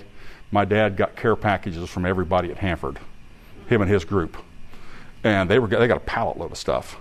One of the things I brought out that we did not find until my mom is in the rest home with dementia, very strong. And so we finally had to sell the homestead for money to keep her in the hospital and in the rest home. And we're cleaning it out. And that gray elephant meant a lot to me. It's nothing valuable. It's just a homemade built cabinet that's about 8 feet tall. But I helped Dad paint that gray when I was real little. And I always remember Dad talking about it. So I wanted that gray elephant at home. And my wife and I went and got it a few months ago. And this is what really shocked me. The mice had got in there. Of course, Mom hadn't lived at the farm for about 4 years. The mice had got into that gray elephant and ate everything up in there. Manuals on Dad's Minneapolis Moline tractor, service manuals on the Ford pickups, and all his paperwork he had in there. Paper filters. The mice had ate everything in there except one canvas bag. They had not touched that canvas bag. 3 letters, 4 letters from Hanford Energy Group people, and 5 or 6 Christmas cards, and a whole bunch of actual film footage from World War II were in that bag. Did God tell the mice, stay the hell out of this? You don't know. And but one of the things I want to emphasize the most to you people, I am so deeply grateful for what my wife has done in trying to find my dad's World War II bomber jacket that my mom had donated to the Richland High School, and it's been stolen out of there and has never shown up again. She run an ad on social media begging anybody that might have this jacket, we'd pay for it to have it back. The family had it back. Especially to Donald, because Donald is the one that started communicating back, what do you know about this jacket? And if that conversation wouldn't have happened, I wouldn't be here. We wouldn't be donating all the stuff to the national park for everybody to enjoy. You know, there's some pieces we give. I've still got a few more pieces that they will be out here sometime, maybe sooner than later. My dad procured a few things out of the plane, you know, and he was ashamed by it later. But the altimeter, the 8-day wind-up clock, and I don't know where it's disappeared. I cannot find his face mask. He had his oxygen mask. His earphones, he had them, and I brought them out. But the altimeter, we took my mother-in-law to the mountains 2 years ago for her 75th birthday, and I wrapped that altimeter in foam so it wouldn't damage it, and we took that to the Colorado Rockies. And if you had the barometric pressure, an altimeter built in 1942 still kept perfect spot-on altitude all through the mountains. You know, that's pretty good testimony. That plane flew 80 or 90 missions, I'm not sure exactly. Dad flew at 24, but for something, you know, that delicate, after that many missions of planes being shook up, being shot up. My dad had actually had a piece of the shrapnel that was in one of the fuel cells from the time they had 3 engines out, running on the 4th one. Somebody got into the footlocker and it is no longer there. That would have been a real piece of neat history to have out here, but we don't have that. But, you know, all of his life he was so proud of what he accomplished, you know, about working with the plane and stuff. My dad was never one that bragged. He would not, you know, try to gain credit for anything. He was always pretty meek and mild. One time he came to me and he apologized to me for showing off. You know, and I'm in my early 30s, and I said, showing off? He was 65 years old. He'd been battling cancer for 15 years. He'd driven an activity bus for the track team. And a couple of the athletes were dogging him. You know, hey, old man, don't you wish you could do this? And they started doing some push-ups. And one kid put his feet up on the bottom shelf of the school bus and started doing push-ups. And he kept telling my dad, hey, old man, don't you wish you can do this? And my dad finally said, I'm sorry, son, but I just got tired of them bugging me. And Dad says, well, I think I can. And at 65, battling cancer for 15 years and trying to stay in great health, he got off the bus, did a handstand up against the bus, and did 3 vertical push-ups. The high school kid tried that. Blooded his nose, skinned the side of his face up, and they left Dad alone. But Dad was ashamed of himself for showing off. You know, that's just, you know, what he was. You know, that's how he had lived his life. You know, he always harped on us kids to be all you can be and be better than that, and I just wished I'd have paid more attention, but anyway. But right towards the end, when he was about to pass on, the cancer pretty much had him good. He started trying to find that plane. And my sister went with him a time or two down to the Phoenix scrapyard, and he would spend a week at a time going through that scrapyard, through plane by plane by plane, trying to find pieces of day's pay. And he died not knowing what happened to it. And I didn't know what happened to it till we got the book, the story on day's pay, written by a guy over here in Montana, and I can't think of his name right now, but in there it shows day's pay getting scrapped in 1947 down in that scrapyard in Phoenix. Oh yeah, on my dad's tombstone, Dad was so proud of day's pay and everything it meant to him that you know, he told my mom that when he passed on, he'd like, if they could do it, he'd like to have day's pay put on his headstone. And my wife's got a picture of it in her phone of his headstone, and it is so precise. And this was back down in '87. Now they're putting people's faces and pictures on headstones, but back in '87 they etched into his headstone day's pay, and it's perfectly atomically correct, and you can even read the day's pay emblem on it. And the mural down here has Dottie over day's pay, and none of the photos we can find, I don't know what that was, you know, If you've seen that mural down there, you'll see Dottie on there. I don't know what that is, but that's not on any of the pictures we have of the planes. So you get to talking to some of those vets, and they start telling their stories, and it's just amazing. My hat's off to any vets that are in here. How many vets have we got in here? My hat's off to you, gentlemen. Because, just about no matter what you did, you give up stuff. Thank you. Oh.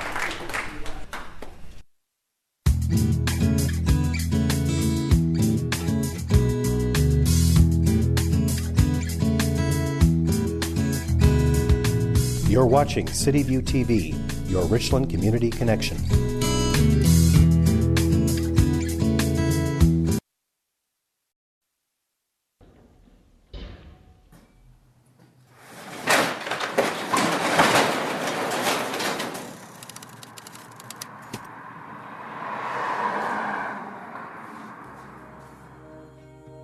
I'm a bicyclist. Some people would call me a cyclist. I'm not in it for the sport, but as far as being passionate about something on two wheels, that's pretty much me. Being able to work on bikes, that's been a real joy too. And it's neat to see the city's Richland's added bike lanes and bike accessibility in more areas. So it's really neat to see that grow and change. I really enjoy just being able to leave my garage and go for a ride. And what's amazing is right from Columbia Point, you can pretty much, you don't have to drive anywhere. You can get on your bike and you can ride anywhere you want.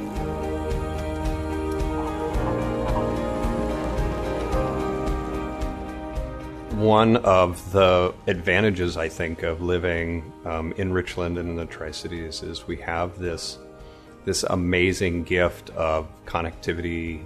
And by connectivity, I just mean, the ability to take your bike out and ride anywhere you want to.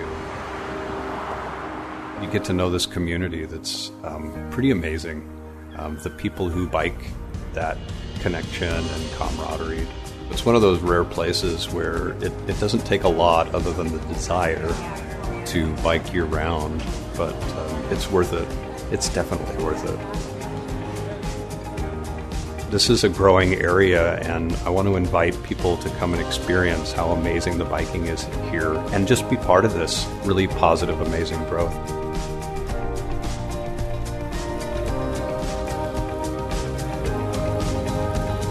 It's really amazing the amount of life that we miss because we're on roads, we're on highways, and we go by it too fast. Get out of that car.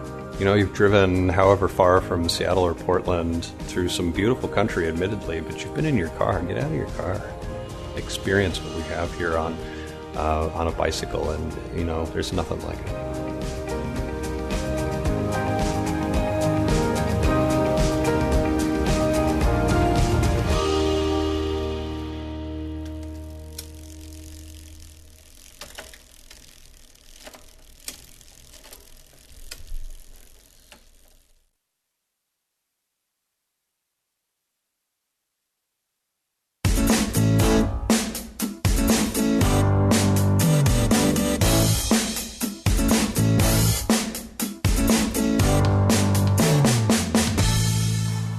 To another exciting edition of Explore Richland. I'm Mark Ingham. Well, it is an exciting time for the city of Richland as we have several monumental capital projects underway and nearing completion. On June 10th, we will open the doors to your new City Hall, and the Dubertail Bridge project is underway and on schedule, and so are the Swift Boulevard improvements. That said, we have another monumental capital project underway, the North George Washington Way Pavement Preservation Program. To talk about this project, we are thrilled to welcome Sheldon Williamson to the program. Hi. Sheldon is a civil engineer too with the City of Richland. Sheldon, thanks so much for joining us today. Glad to be here. That's great. Now, hey, before we dive into this monumental project, we would like you to start off by educating us on what the City of Richland's Pavement Preservation Program is. Okay, so our Pavement Preservation Program is just exactly what it says. We're doing preservation projects on existing roadway. It's not new roadway, it's existing roadway. Back in 2013, we did a study to show what the conditions of all our roads were, and we do that every couple of years to get a condition rating of every street. George Washington Way fell within that program, and so we did ratings on the roadway, and part of that enabled us to get a grant to do this work. National Highway System gave us a grant of a little bit more than $3 million to do this portion of road. We would never be able to get that kind of money to do this road without that type of support. Because of that, it's a federal grant. We have to go through a washed-out federal process, but it's very much well worth it to get this type of road done. Wow, that's great. Now, thanks for that. Now, Sheldon, the project we brought you out to talk about is a monumental project. Talk with us. Give us a project overview on the North George Washington Way Pavement Preservation Project. So the project that we're doing starts down at Geyer and goes all the way north to Horn Rapids Road. It's 4.7 miles worth of George Washington Way roadway, which is a large, as you know, section of main arterial of the city of Richland. The project's going to entail new asphalt. All that area gets brand new asphalt. So we're going to grind off the existing asphalt and put new asphalt. We're not doing a full depth new rock, we're just going to put new asphalt. With that, also, we have to do ADA ramp improvements. We have about 110 new ADA ramps at all the intersections and crossing points as part of the project. We also have a few miscellaneous storm fixes, a little bit of water fixes, some other type of stuff like that we're adding into this project. What's the anticipated timeline for this? When is this construction beginning? We're hoping it begins by mid to late June. It will last all through summer into the fall. The last paving done probably mid to late October. That's our goal at this point. And now, in addition to paving 4.7 miles of George Washington Way, what other amenities, what other improvements, enhancements will we see within the construction zone? Okay, like I mentioned earlier, we're adding ADA ramps, of course, where we have to at intersections. We're also adding a few rapid flash beacon controlled crossings of George. Those give pedestrians and bicyclists an opportunity to have a protected crossing. And we're adding a few of those. We're also redoing the Van Giesen traffic signal, upgrading it to a new traffic signal. There's one there now, but we're going to put a brand new one there. It's right next to the new school there, so that's an important enhancement. We're also adding a few sidewalks in a few different areas as money allows. Great. Now, it's an exciting project, one that's definitely needed, but along with major road projects comes major traffic impacts. Yes. Can you talk about the traffic impacts we anticipate to happen during this, and how will traffic flow through the construction site? Well, we are planning at this point is traffic will always be open. It's just not going to be the same amount of lane configuration, and so the capacity is going to be limited, of course, during construction. We're going to set it up so that at peak hours, morning rush hour, northbound will have at least 2 lanes, and then in the afternoon peak, we'll have 2 lanes in the southbound, outside of a few critical time periods like the paving and some of the grinding, some other stuff. But we're going to try to keep traffic moving the best we can. So daytime work only. We're not thinking about nighttime work. There's a lot of residents out here. It will, though, be probably slower. It's going to be, a lot of stuff's going to be going on. We do encourage people to continue to visit and patronize the businesses within the construction zone. Yes. Just, plan accordingly, maybe get a little extra time, and look for alternate routes to get there. And be patient about it, too. I mean, the contractor's trying to do their job when they get out here and doing stuff, and, we have a relatively short time frame to have to do all this work, because we want to get it done this year. We want to get paved by, the end of the year.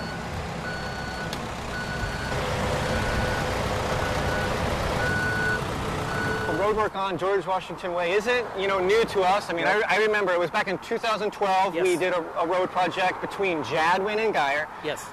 Can you compare the project for 2012 to 19, the similarities, and what are some lessons learned the city learned about that project? So part of that project, that was more of a reconstruct project. Okay. So it was a full depth, remove the gravel, the rock, add a lot of new concrete work, and redo it in a different way. The other thing with that area of town, there's a lot more business access that only has exit in there. You've got a constrained amount of traffic and a higher traffic count, to be honest. Okay. So this is a little bit not as intense. It's very intensive, but because we're only doing an overlay, it's not going to take quite as much time as that section. And I do believe most of the businesses up here have alternate routes, and should be a lot simpler to get to, unlike down there that people were really blocked, and it was just a very difficult situation. All right. Well, Sheldon, thank you so much for coming on the program and educating us on the upcoming George Washington Way Pavement Preservation Project. Now, if you would like more information on this project or any other happening in the city of Richland, I strongly encourage you to log on to our webpage and sign up for e-notifications. You can do that by simply following the link below. And we've also set up a specific webpage for the George Washington Way project. You can find that at the web link below. And don't forget, we are where you are. Find the City of Richland on all the popular social media platforms. Find us on Facebook, YouTube, Twitter, and Instagram. I'm Mark Ingham. Thanks for joining me on this edition of Explore Richland.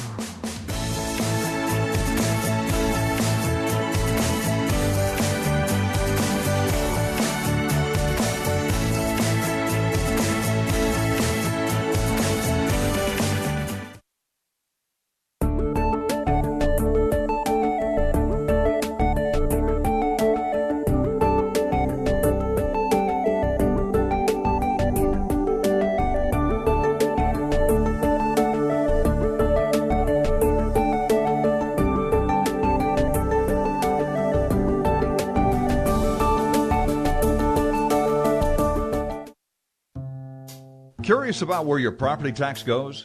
Our property taxes support all kinds of basic public services like schools, ports, hospitals, social services, public safety, and facilities that you use on a daily basis. And yet, when we live in a city, only a small share of the property tax actually goes to the city. It pays for things like police officers, firefighters, streets, sidewalks, parks, and a vibrant Main Street. Each of us use many of these services every day, and others, well, we're happy when they're around in times of need. Businesses and visitors may want quality services. City property tax only increase 1% each year. The problem is that Washington's population is growing much more than 1%. In fact, by 2025, more than 830,000 people are expected to move here, and most will live in cities. And then there's inflation, the price increase of specific items over time. For cities, the cost of inflation, or the cost of providing services, grows faster than 1%. Simply put, property tax does not keep up with rising inflation and population growth. We all want to live in a vibrant city, so let's work together to make sure property tax keeps pace.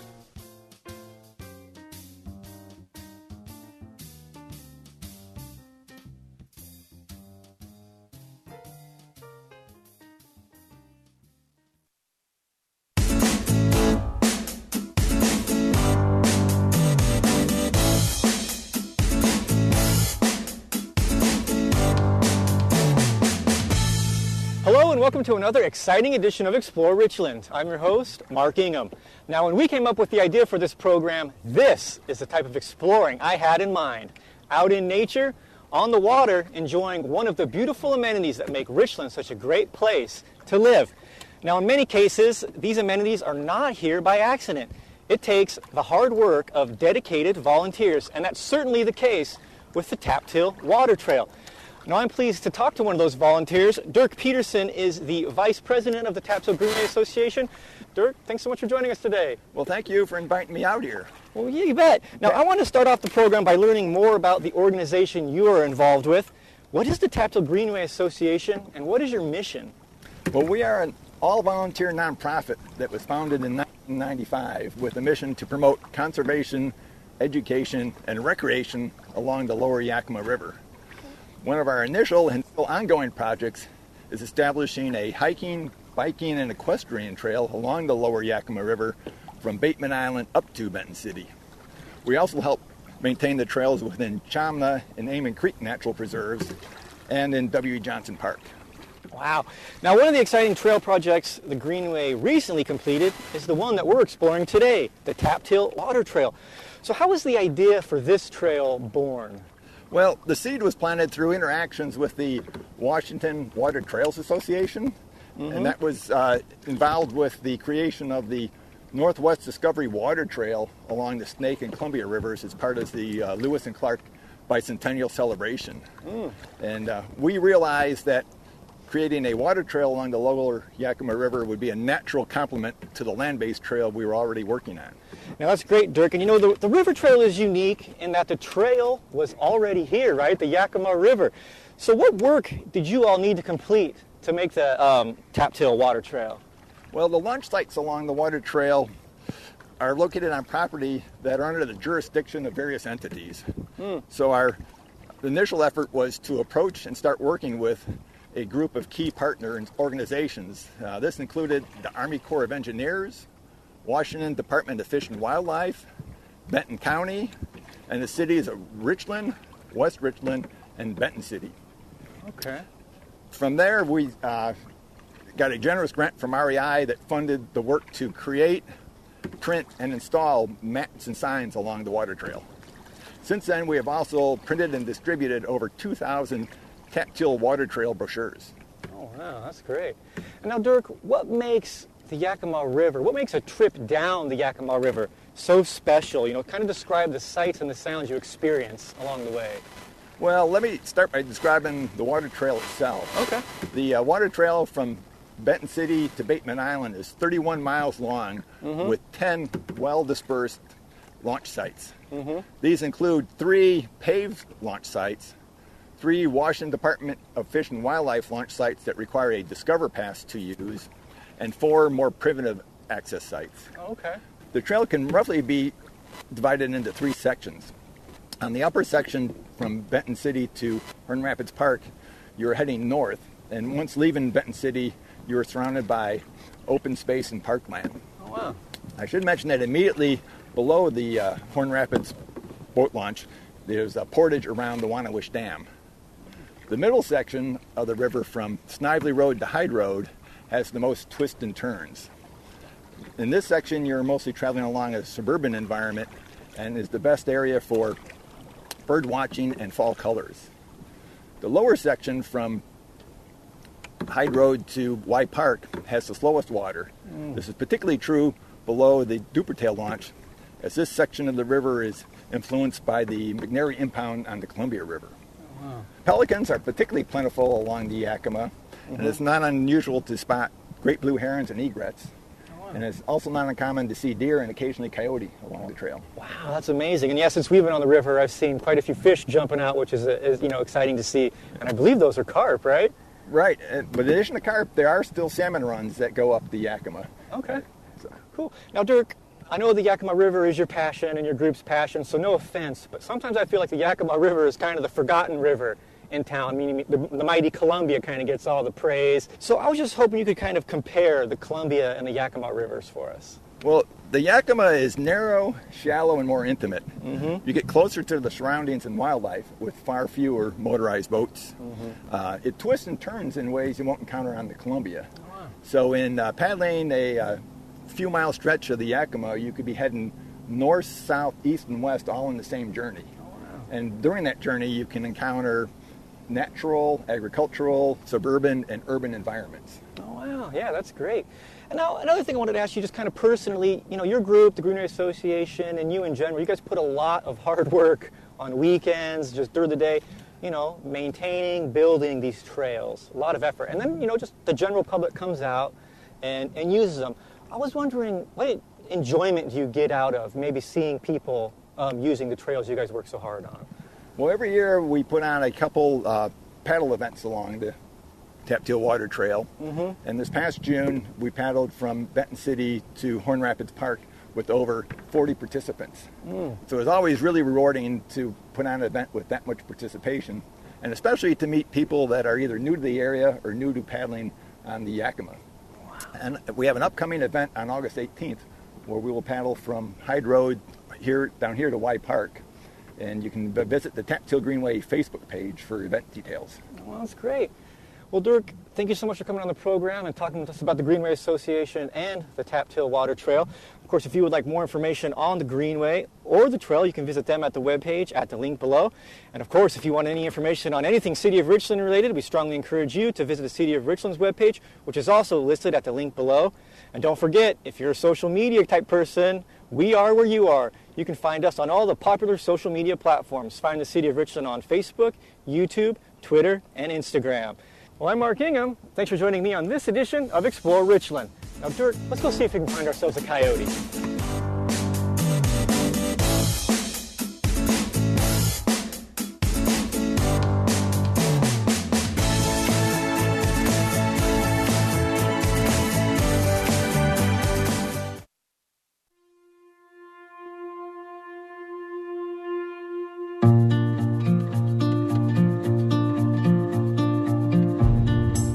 water treatment's often a science and an art. My name is Bill Riley. I'm one of the owners of William H. Riley & Company, based in Portland, Oregon. We're the manufacturer's representative for Myox in the Pacific Northwest, and we're just really excited to be working with the City of Richland on their upgrade to the Myox system. They wanted to get away from chlorine gas, and they evaluated a number of different ways to go, and in the end selected on-site generation of hypochlorite and mixed oxidants. The City of Richland's water source is the Columbia River, and it's a very high-quality water, which can be difficult to treat at times. The simplicity and the reliability of the Myox system has really dovetailed into how they operate those plants. The operators that operate and maintain the system at Richland are doing a fantastic job. I am Pat Everham. I am the water manager for the City of Richland. We follow the regulations of both the federal and the state laws that require clean, safe water for our citizens. Part of the requirements of our National Pollutant Discharge Elimination Permit is that we have to chlorinate prior to being discharged back to the Columbia River. But it's huge that we are a good steward to our community and that we're putting back good, clean water that's going to be reused downstream from where we are. My name is Dave Trotter. I'm a plant operator on the Richland water team. Our source water is straight out of the Columbia River, and we treat it down to under 0.1 NTU for turbidity. The City of Richland's water system is fairly complex and very spread out. The operations team drives on average 80 to 100 miles a day, checking pump stations, taking samples. We have 18 reservoirs and 8 pump stations, and we sample about 28 locations for water quality. We have on-site generators that generate the sodium hypochlorite. It is controlled by our SCADA. They run 2 at a time, and they run in series in rotation. The system is really automated. It comes on demand based on tank levels. Table salt mixed with soft water is electrolyzed. The Myox produces 0.4% sodium hypochlorite, which is very safe to handle. As an operator, the operational safety factor is very important to me. The high risks and hazards of working with chlorine gas have really been eliminated with on-site generators, not to mention the city mitigating that risk to the community. Hi, my name is Mike Coleman. I work for the City of Richland. I'm the wastewater treatment plant mechanic. Everything that goes down your drain ends up at the wastewater treatment plant. My main goal is to try to keep the plant running as effectively and as efficiently as possible. Before we had the Myox, we had 1-ton chlorine gas containers. Every 2 years, you'd have to tear equipment down to rebuild it because of how caustic the gas was. The same building we had the ton containers in, that's where we've put the new on-site generators. They take up a smaller footprint. They're very user-friendly. They save us a lot of time. We have 2 5,100-gallon bulk storage tanks that we fill every day. We inject that in our effluent structure, and we try to achieve and maintain a 0.35%. We really don't have any odor control now. It's pretty well balanced. It smells like you're playing in a pool. Today we're finding a more stable residual throughout the whole system that's not requiring as much effort to maintain. We have programs designed so that we can move that water and maintain that fresh chlorine residual. The on-site generation has helped us be able to dial that feed rate in. Since we've gone to on-site generation, we're a much safer organization, and we feel a much higher comfort level in what we're providing to our citizens, the safety and the impact on our environment.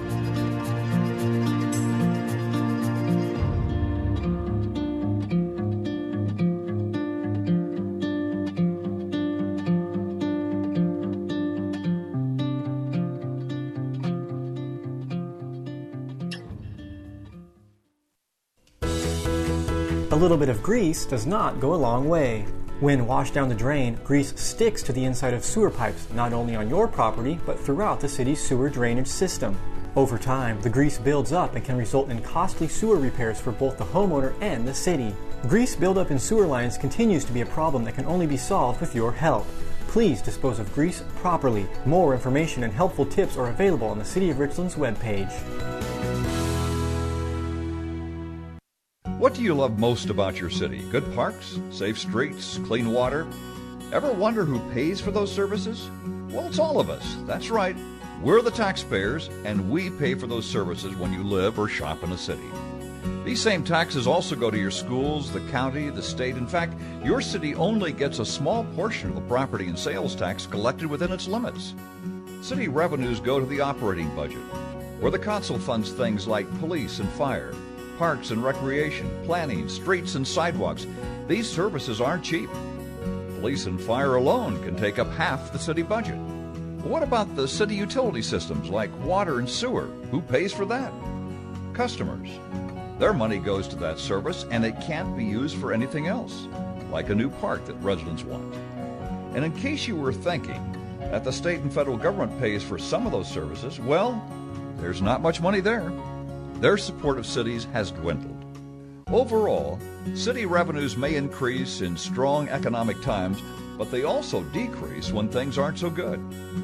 During the downturn, cities work to minimize impacts on the public, but that creates challenges even when the economy recovers, and especially when population grows. Cities are also working to enhance the services residents want, like faster public safety response time, reduced traffic, and better parks.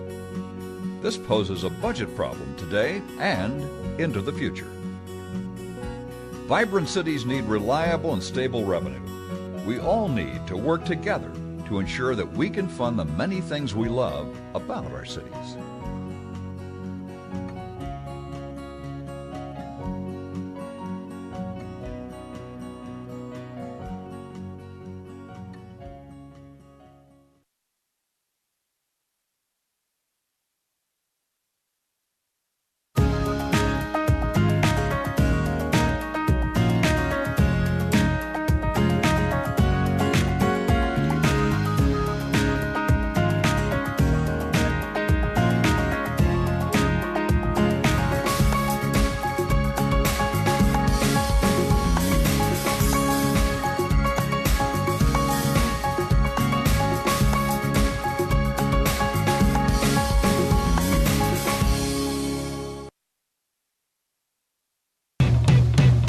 Just wanna be cool, I just wanna be alright. I wanna stand where people plan to party all night. I don't wanna be gone, said I just wanna have fun. Make some noise, sing with my boys, party all night long till the light gets gone. Now fade away to a world unknown, I throw myself aboard a mission I wanna explore. Now being cool is about doing what I love, and every day I rise and start living it up. Make mistakes and fail a ton, taking on life just to make it fun. I spend a lot of time working for the man, too scared to jump into life without no plan. Well, it is what it is, and it do what it do.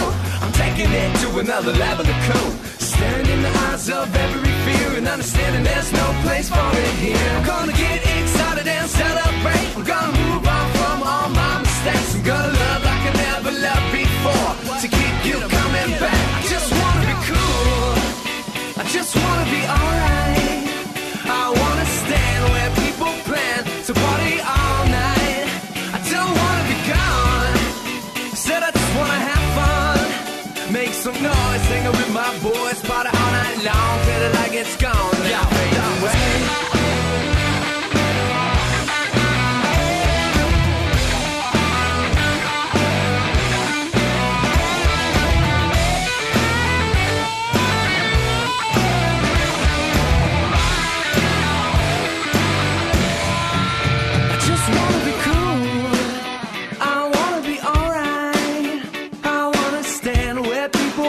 To party all night, I don't wanna be gone, said I just wanna have fun.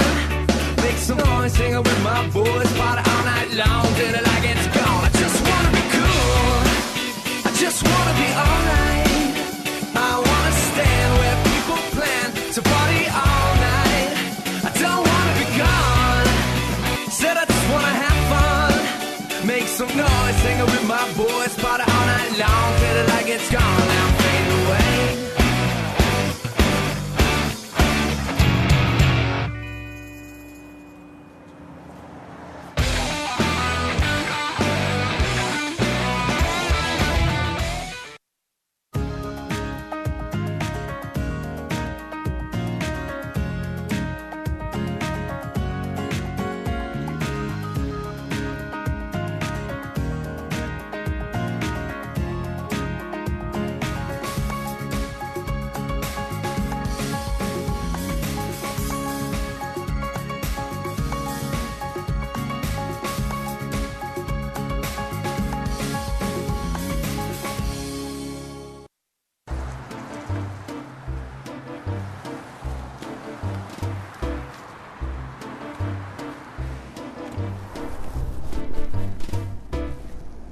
Oh wow, 100 grand? Spud nuts, my favorite.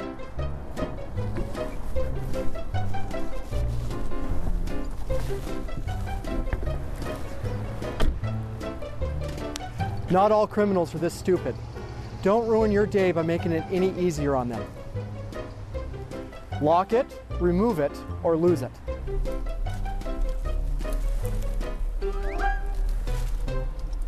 No one steals my spud nuts.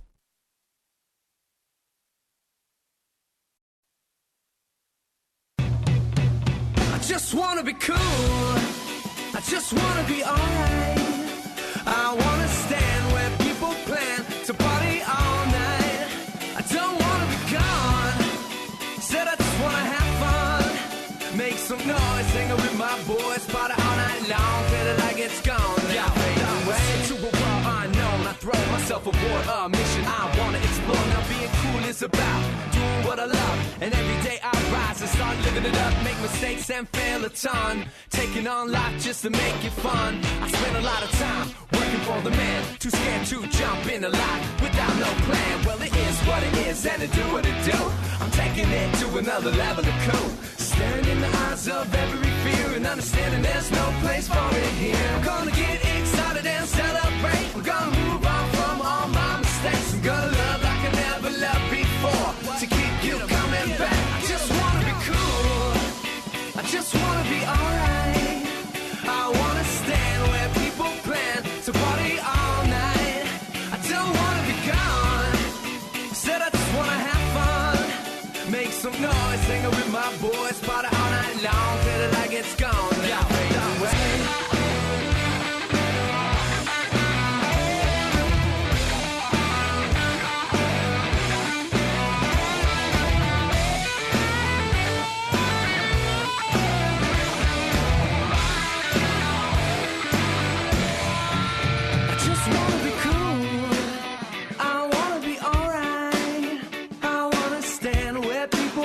To party all night. I don't wanna be gone.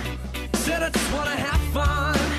Make some noise, sing with my boys, party all night long till the light gets gone. I just wanna be cool.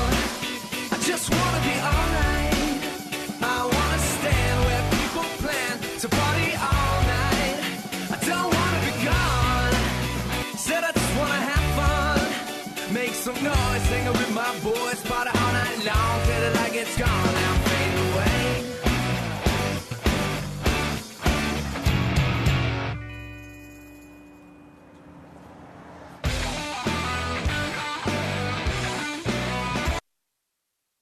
Hello, I'm Officer Eric Edwards with the Richland Police Department, and new distracted driving laws are now in effect. Over 26% of vehicle crashes involve phone distraction, and you are 3 times more likely to be involved in a collision when talking on the phone. Handheld cell phone and any other electronic device use is no longer allowed while driving, even while stopped in traffic or at a traffic light. This includes text messaging, looking up information, taking pictures, or any other handheld use. Hands-free uses, or uses that start with a single touch or swipe, are allowed. Officers will be enforcing these new laws. The first violation will be a fine of $136 and will be included on your driver's record. Please put your phone away while driving, but if you must use it, park first, away from the flow of traffic. Remember, nothing on your electronic device is worth that kind of risk. Be safe. Beginning in March, residents will see some minor changes to their City of Richland utility bills. The bills will now be produced in color, which will assist with readability and in identifying important messages. The format of late notices will be upgraded to a full page on white paper with red ink. If you have questions regarding your utility bill, email customer service, call 942-1104, or visit the City of Richland's website at /myutility.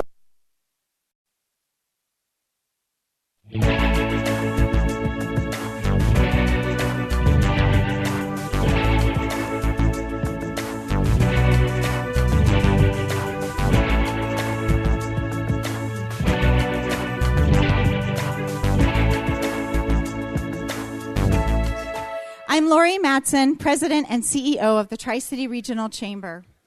We're so pleased that you've joined us today as we officially launch the Regional Vision Project, My Tri 2030, to our community. I'm totally thrilled that this day has finally arrived. February 27th, 2019, we won't think of the snow, marked this day when the community convened to begin a transformational journey to realize the collective future of the Tri-Cities. So, what is My Tri exactly? Who started it? How will it work? When will we see results? And how can you be involved? Our goal is that you leave here today with a clear understanding of this transformative project that will create opportunities for growth and inspire us to be greater than the sum of our distinct and independent parts. Simply defined, My Tri 2030 creates a shared vision for the region and drives collaborative action. Although My Tri 2030 is quite unique in its scope and community-driven roots, visioning efforts here are not new. The Tri-Cities is built upon a rich legacy of true visionaries. Over the decades, these visionaries were the catalysts for many of the game-changing factors that make the Tri-Cities region so special. Before we get into the details of My Tri, we'd like to share a special message from one of those visionary leaders, Mike Schwenk. Now retired, Mike is a longtime economic development professional and former chair of the Three Rivers Community Roundtable. Although Mike is currently enjoying retirement in Kauai, of all places, he's been a passionate member of the Chamber's Regional Affairs Committee. So let's listen to Mike's thoughts. Morning, everybody. Sure wish I was with you. Actually, I don't. That's a lie. I'm delighted you're all getting together, though. A couple of messages for you this morning. From me is that the vision thing, as President George Herbert Walker Bush once made famous, is a pretty important thing. Our community has been doing this for a long time, so it's not new, which is probably message number one for you. It goes all the way back actually to the 60s, the first economic downturn that the community was facing when a group of leaders got together and decided that they were going to fight back and help turn our community around. Momentum picked up in the 80s, again when our back was against the wall economically, and the community rallied once again to put together a vision for their future. And we've been doing it about every 10 years, so since the 80s, and we're due now. It's been a decade or so since the last one that we did around 2008 or 9, so it's time. So that's one reason I'm so delighted to be speaking to you, is to let you know that we've been here before. It's not new, but it's the right thing to be doing. Second message for you is that how you go about doing it is less important than doing it. In other words, we have not done it the same way twice after all these years and all these different visions that we've put together. So the current effort that is underway is one of the most impressive I've seen in terms of the engagement of the community and the breadth and depth of people involved. That's a great thing. It's certainly a good model to follow. And so my hat is off to all of you for the extraordinary effort that's underway. And the final thing, and probably the most important of all I want to leave with you, is it works. And that's why it's so important you do it. It absolutely works. And just some simple examples. I mean, without the community visioning efforts, the National Laboratory and the Battelle Complex and DOE complex of buildings out there in North Richland wouldn't exist in our community. The branch campus system in our state and our branch campus and all that it's evolved into would not exist without the community visioning efforts and the extraordinary amount of time and hard work put in by our community and others to make all of that happen. Dozens and dozens of miles of trails all interconnected around our riverfront all came from community vision and people that could see things different and for the betterment. That we would be leaders in STEM education and actually develop and construct Delta High School. I mean, there are many, many things that have occurred in our community because we chose to have them occur. And so we chose to do them. We wanted them. And so my hat, again, is off to those who have preceded us, many of whom are no longer with us, but made these things happen, and we still enjoy them today. And what you are doing is going to repeat that yet one more time as you decide, here's what we want as a future for our community. And many, many, many generations of people will benefit from that. So congratulations, best of luck, and in spite of the background here, I'll be thinking about you. Thank you. Thank you, Mike. He's been a great supporter of this effort. We believe the path to success and what makes MyTri 2030 so special is the inclusive process and unprecedented engagement. The story of MyTri 2030 began in June of 2015 when the Tri-City Regional Chamber Board approved the creation of a new committee, the Regional Affairs Committee. Over the course of the next 6 months, a group of diverse private sector business leaders were recruited to form the committee. The Regional Affairs Committee was chartered with providing leadership and a heightened understanding of opportunities and challenges facing our region. They set out to identify a process to facilitate creating a shared vision for our region. Since that time, this group of committed and passionate business leaders have invested countless hours to this project that we're bringing to the community today. We've been very deliberate and followed a long and thoughtful process. Please feel free to follow along. There's an information sheet in front of you on the back side there. A key factor of this project was selecting Pam Henderson and her amazing team at New Edge, a local yet nationally known strategy company, to facilitate a comprehensive grassroots information gathering and planning process. The Regional Affairs Committee sought out inspiration from the best-in-class models of visioning projects in communities across the United States. Based on the belief that engaging a broad array of Tri-Citians would serve to build strong community support, the MyTri team embarked on a comprehensive plan to engage stakeholder groups and the people of the region. Presentations were made to 22 stakeholder groups detailing the project and inviting support and engagement. Designed in partnership with New Edge, a community questionnaire was deployed. The questionnaire, supported by the promotional efforts of numerous regional partners from public, private, and nonprofit sectors, schools, educational institutions, social media experts, major employers, small business owners, libraries, faith-based organizations, healthcare providers, arts and cultural institutions, and many others, to make certain that residents from diverse backgrounds and all parts of our region were engaged in this process. Their collective efforts garnered more than 4,300 responses in both English and Spanish. The strong public appetite to help shape the future of the Tri-Cities was proven by this phenomenal response, and the level of engagement and input should be a source of pride for the region and serve as an enduring reminder that the Tri-Cities are passionate about the place they call home. In addition to facilitating the community engagement, New Edge reviewed and analyzed past regional development reports, much of the things Mike just spoke of, as well as current priorities, strategic plans, and projects of 15 local agencies and organizations. They also conducted over 100 hours of global, national, and regional research to identify trends of greatest impact and relevance to the Tri-Cities. For deeper insight, one-on-one interviews were conducted with a cross-section of Tri-City leaders. These in-depth interviews, paired with the questionnaire responses, have helped capture the core of who we are and what we want to become. Facilitated by New Edge, a 2-day Big Vision workshop was held, convening 28 stakeholder groups. And you can see by the list of these organizations involved: cities, ports, counties, chambers, school districts, higher ed, healthcare, economic development, and nonprofit. This project received unprecedented engagement. Community leaders came together in the spirit of collaboration, and a shared vision began to surface.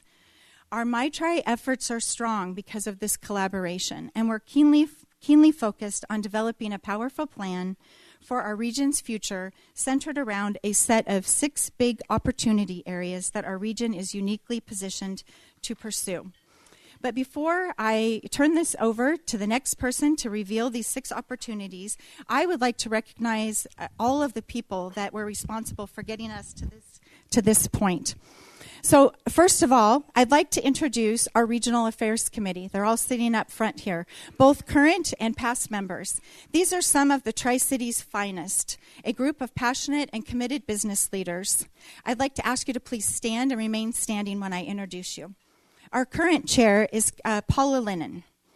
We have Derek Stricker, Brett Spooner, Paul Carlisle, Kedrick Jackson, Steve Simmons, Michael Novakovich, David Lippis, Carl Adrian. Not able to join us today are past chairs Ron Boninger and Greg McConnell, as well as members Bob Tippett, Mike Schwank, Chris Beyer, and Dave McCormack. So please give these visionary leaders a round of applause, and please stay standing. Thank you so much. It's been such a pleasure working with all of you. Next, I'd like to thank our founders. Founder sponsorship is exclusive to 8 entities whose early investments demonstrated faith and provided the opportunity for the project leaders to embark upon this endeavor.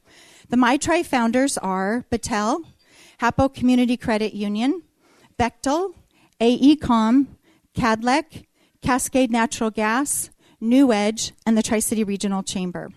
So I'd like anyone here representing these organizations from our founder sponsors to please stand and also remain standing. So all of our founders and representatives, stand, please. Thank you so much. Again, this project would not be what it is if you wouldn't have believed in us early on. Next, I'd like to recognize our stakeholder groups and all those who spent 2 days putting real ideas on paper. If you personally attended the Big Vision workshop, or if you're representing one of those 28 stakeholder groups that were just shown, please stand and remain standing. We should have a lot of you here today. All of our cities, counties, ports, colleges, school districts, economic development organizations, Leadership Tri-Cities, you saw the names, the other Pasco Chamber, West Richland Chamber, Hispanic Chamber, Workforce Development Council. Thank you. Let's give them a round of applause. Thank you. Please stay standing. I'd like you all to please stay standing. Sorry. I'd like to also thank and recognize the Tri-City Regional Chamber's Board of Directors, current and past. As we mentioned, this project was kicked off in 2015. I'd like to thank them for their steady support and belief in this project, allocating a great deal of resources to drive this project to fruition. So, Tri-City Regional Chamber Board and past board, please stand and remain standing, all of you. Thank you so much. Look at that. All right, next I'd like to recognize our chamber staff. And in particularly, I'd like to recognize Stephanie Swanberg, our Government and Regional Affairs Director. Stephanie, will you come join me on stage, please? Stephanie's personal passion for this project has been instrumental in getting us where we are today. So Stephanie, come on up. But in the meantime, recognize all of our staff. They're all busy working, so they're not really standing. But our staff has worked countless hours, and especially this lady right here. So let's in particularly give Stephanie a huge round of applause. Come on up here. Here, just up here with me. I'll feel better if I have company up here. All right, next, I'd like to recognize i3 Global, MyTri 2030 media partner, and you're going to see some of their great work in the next few minutes. They're over there in the corner. Please stand. You guys have been wonderful to work with. Thank you so much. No one's sitting down yet, are you? All right. In a few minutes, you're going to see some videos highlighting our 6 big opportunities in which 13 community leaders were our video stars. So I'd like to ask those people, I think most of them are here today, if our video stars would please stand. Thank you so much for your time and energy and helping us today. You're a big part of our show. All right, this is where it gets really good. As I mentioned, more than 4,300 people, mostly because of this lady right here, took the community questionnaire and or helped spread the word through their organizations and on social media. So if you answered the questionnaire or you helped in the promotion of the community questionnaire in any way, please stand. All of you who took the community questionnaire, this was last March, April, May. Look at this. All right, stand. I mean, I think pretty much everybody's standing, right? All right, so if you took the questionnaire. All right, well, if you're sitting there wondering why you're not standing, I want you all to stand as well, because Because today we're launching the next phase of My Tri 2030, and you're all a big part of this. So everyone, please stand. Give yourselves, the Tri-Cities region, a huge round of applause. Thank you so much. Thank you. All right, you can sit and enjoy your salads. Transforming the region is an ambitious goal. All of us share interest and responsibility for our success. I cannot put into words the passion and pride I have for this project and all of you from this community. Thank you so much for your part in shaping the future of our region. I'd like to next welcome Derek Stricker, the Regional Chamber's current board chair, and a member of the Regional Affairs Committee since day one. Derek also was instrumental in writing the charter for this committee. Remember those days back in 2015? So Derek is coming up to help reveal the 6 big opportunities for regional collaboration. Derek.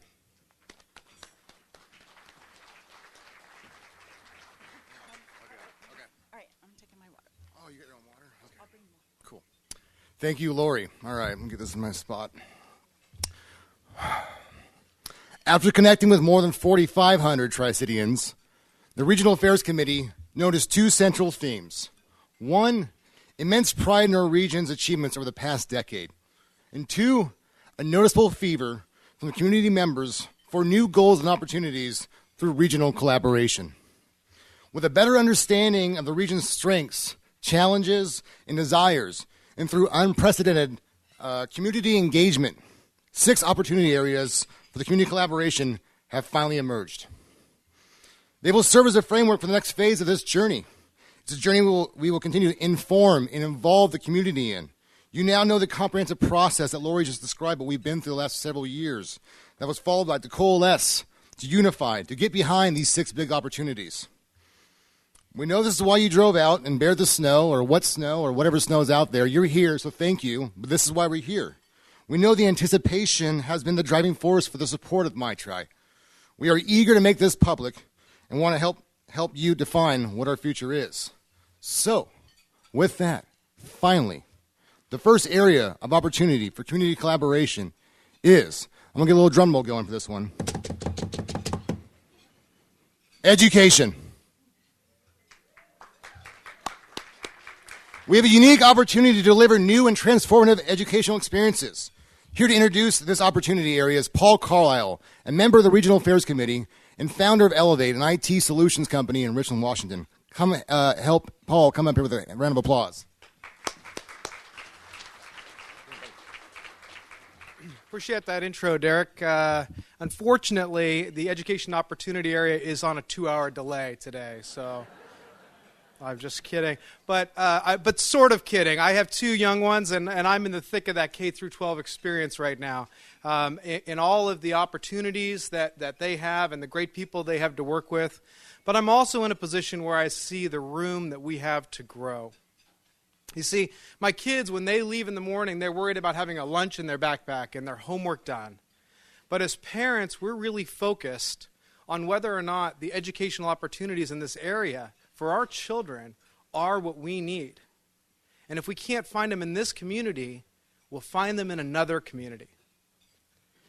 Once my kids are safe and engaged in school, I hop over to work where I work with other business owners to solve problems in their business. And always, one of the topics of conversation that comes up is employee development and recruitment. You see, when business owners look to succeed in this community, they have to succeed by involving and moving their business forward, or they grow stale and they die. In order to do that, they have to have employees who are developing themselves through educational opportunities as adults. If those employees can't find those opportunities here in this community, if those businesses can't find those employees who are growing themselves through educational opportunities, they find them in another community. At the end of the day, I pack my things up at work and I drive to our local WSU Tri-Cities. Go Cougs! Where I get to see firsthand the struggles and the successes of our local campus at large, but also in my classroom, where students grapple with taking the educational knowledge that they've been building throughout their career and translate it into entrepreneurship and small business where they're most likely to find employment. You see, if those students can't find an opportunity in this community to engage, they'll find it in another community. Now, I'm not unique in that education touches nearly every hour of my life. I would invite you to look through your life and your average day, and I think you'll find it's very similar. You'll find that, as I do, in my very best efforts to develop and advocate for my family, for my business, and for the community, I'm operating as a lone soldier, and it's a scattered and individual effort. That's why I'm so excited today to see this many Tri-Citizens together. Representatives from research, from higher ed, from STEM and trade schools, from nonprofits and industries. And I believe with the group of unique people we have in this community and together today, together we can work to create unique, transformative, and educational experiences right here in our community, right here in my tri. So now I'd like to invite you to share with me a video that has been created of some of our educational leaders here in town and their passion for this project.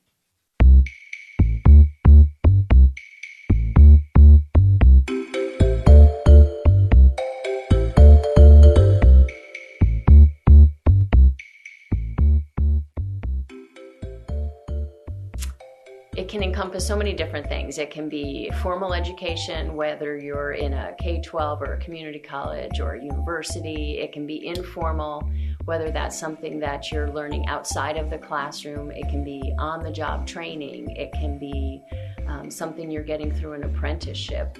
Education is lifelong learning.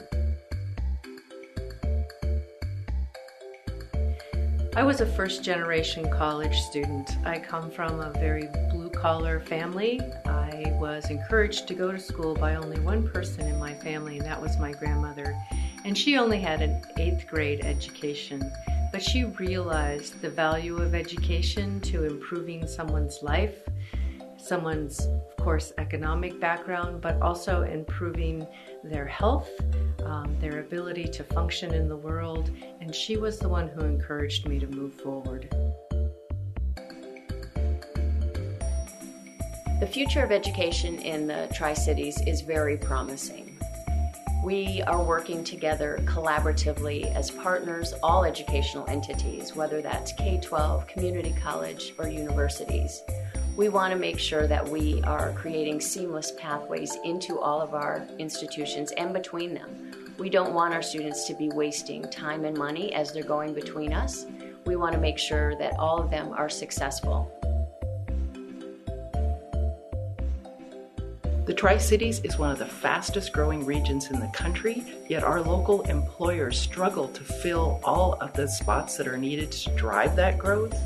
My Tri 2030 can bring us together to help think about big solutions to closing the skills gap and to help young people to really achieve their full potential and to drive our economy. This might be the blooper reel. How much time do we have? Define education. You can define it. Oh, wow. Okay, that was not a prompt I was given. That's like a philosopher could sit around on the beach all day to try to figure out what is education. I'm sure that I could Google it. Could you Google it? Can I go Cougs? You go good. Did you get that?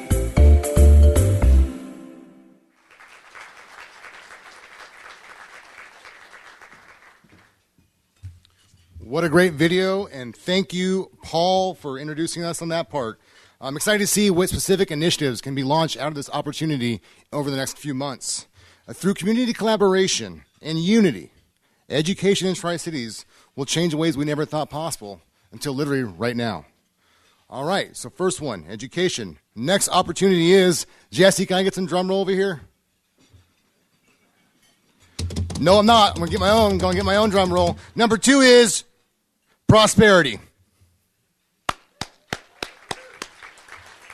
We have an opportunity to fuel the economy through entrepreneurism and new business. Here to present on prosperity is Brett Spooner, a member of the Regional Affairs Committee and also founder and CEO of Gravis Law. Please welcome Brett. Appreciate it. Thanks, Derek. So, good afternoon, everybody. It's been a real pleasure to serve on the Regional Affairs Committee and the My Tri 2030 project. I look around the room and see a ton of organizations and small business working to increase prosperity, economic development, and this community.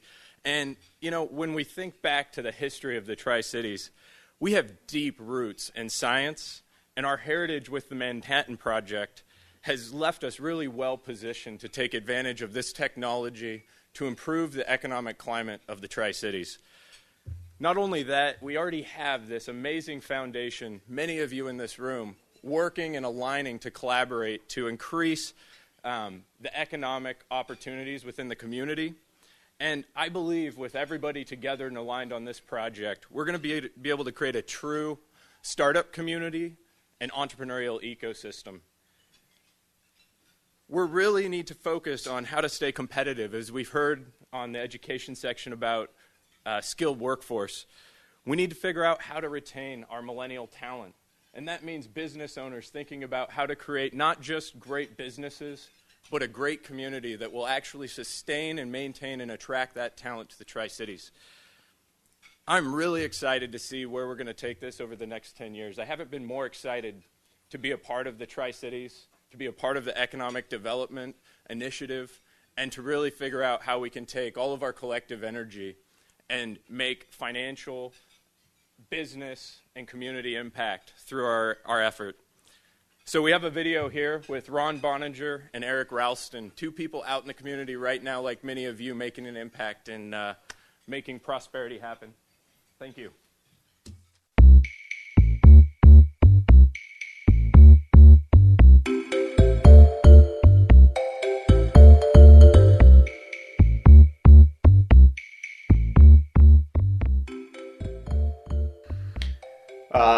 I define prosperity as people all being able to share in the economy that's developed within communities in a way that it creates jobs and opportunities for many people, but it also creates opportunities for culture, for art, for having great sports, for having great community activities. So prosperity really goes across both economic and cultural bounds. Prosperity is important to me because even though we're an emerging community, we're working in a global market. And even though the US government has very generously provided the backbone for our community in the last century, the next century is going to be defined by self-directed entrepreneurial work right in our own backyard.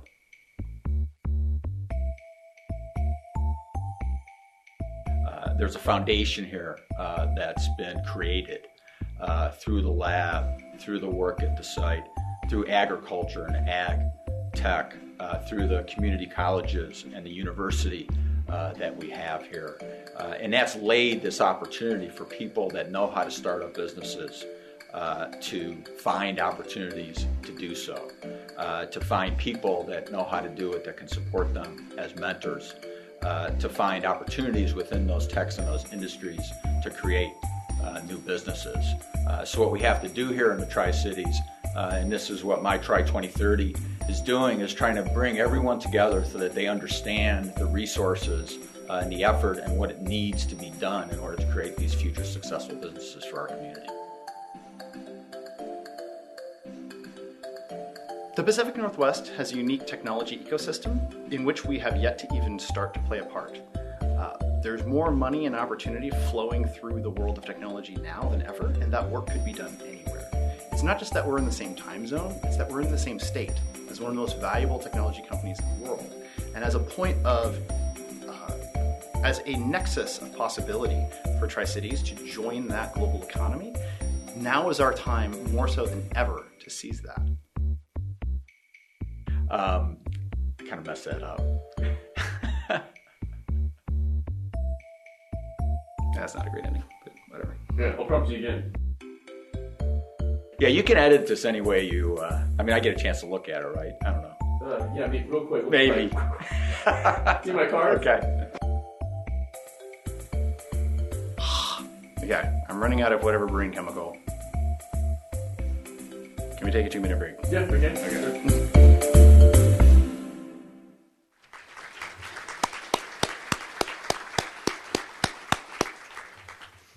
Thank you, Brett. Fueling prosperity through strong businesses and entrepreneurialism will build a foundation greater and drive TC economy to way new heights. It's exciting to think about the future and all the possibilities that come through prosperity that we'll bring in this sector. Which brings us to the next opportunity area, which is, drum roll this time? Hey, I like that. Inclusion. We have the potential. I'll clap first. We have the potential to champion diversity through intentional inclusion of all. Here to tee up this inclusion opportunity is Paula Lennon. She serves as the chair for the Regional Affairs Committee and also the executive director of External Affairs at PNNL. Please welcome.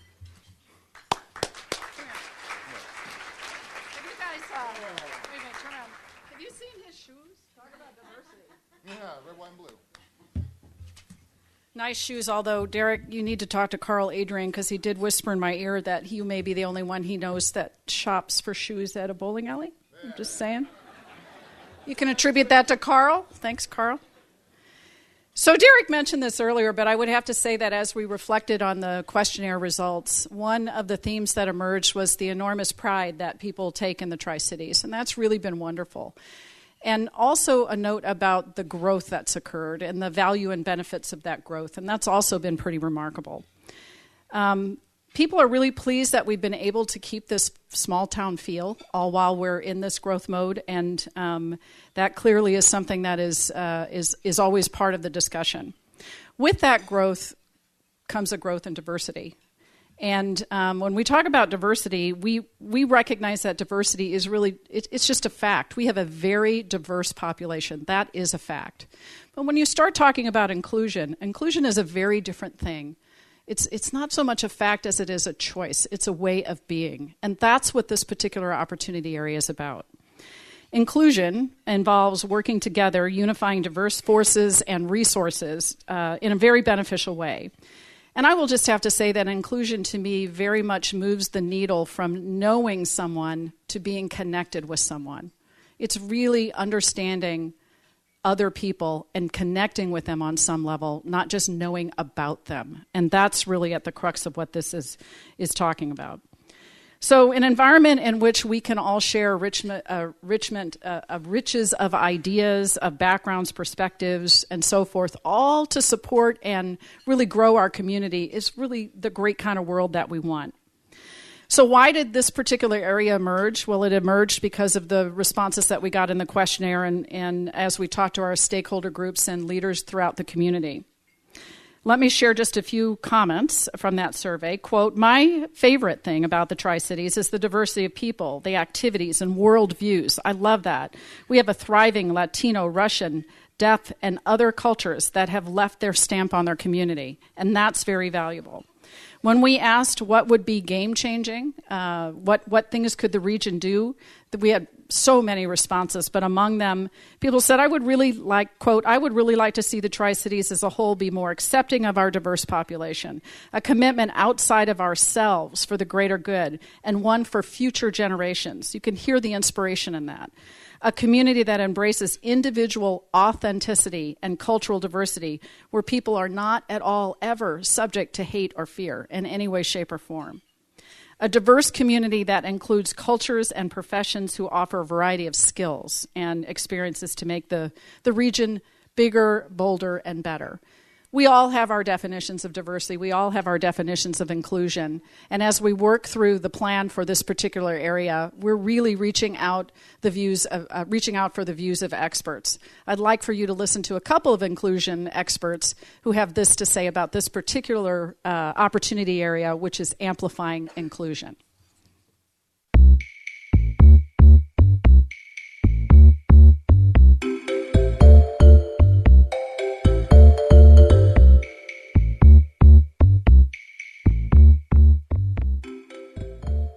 Inclusion to me, there's so many different definitions that are out there, but I think if you want to get practical about it, recently somebody said to me, it's all about the numbers.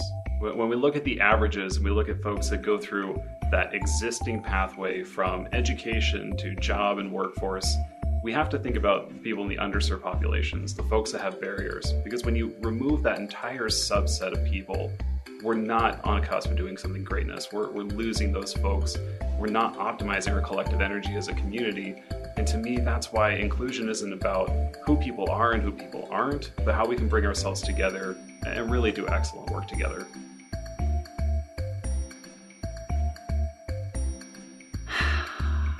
Inclusion is important to me personally because I know how terrific it feels when I am able to connect with someone. And I know that when I'm able to break through whatever my preconceived notions about a person are, and I'm actually able to connect with them, I find out that we usually have a lot more in common than I might have thought at the get-go. Inclusion in the Tri-Cities is very interesting because we have so many different native languages spoken, we have so many folks from different backgrounds, ideals, that we are really that area where you could push folks together and figure out how to do things and be an example to the rest of the nation. I think there is huge potential, but because individuals have been existing in silos here for such a long time, they haven't had the opportunity to find out that, ooh, I actually have something in common with this neighbor or this person who I brush up against when I'm at the supermarket. Once people are able to actually lower some of those walls that they may have put up, they will actually find out so many things that they didn't know about their neighbors, their colleagues.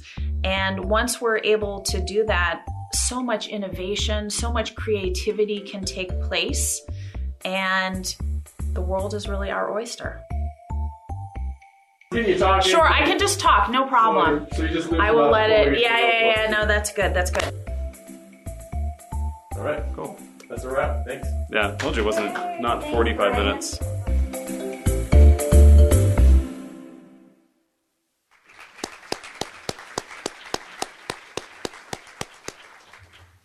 Thank you, Paula. Amplifying inclusion is the secret sauce to the warm and welcoming community that Tri-City is.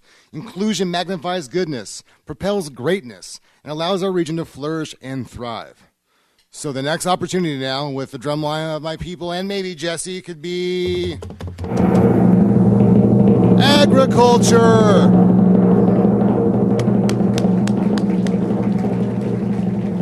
We have the foundation to advance Tri-Cities region as a global epicenter of agriculture. And here to introduce that is Carl Adrian, member of the Regional Affairs Committee and CEO of Tridec. Welcome, Carl.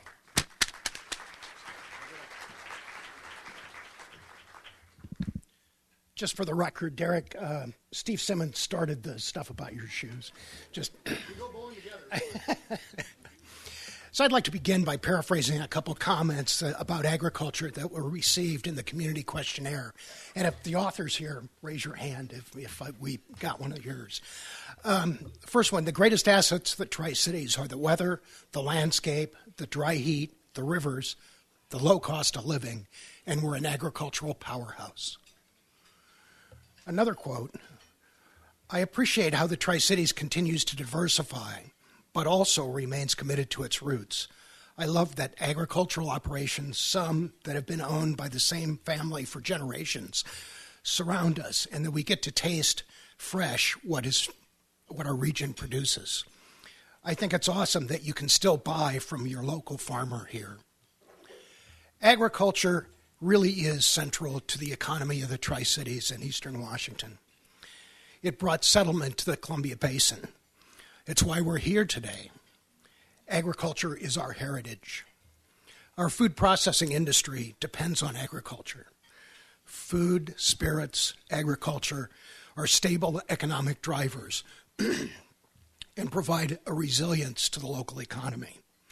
At peak times of the year, together, agriculture and food processing employs many as 27,000 people in Benton and Franklin counties.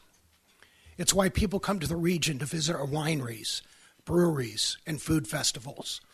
It's why the Tri-Cities is the frozen French fry capital of the world, thanks to Lamb Weston and companies like Preferred Freezer. It's no secret that science and technology are rapidly joining forces with agriculture.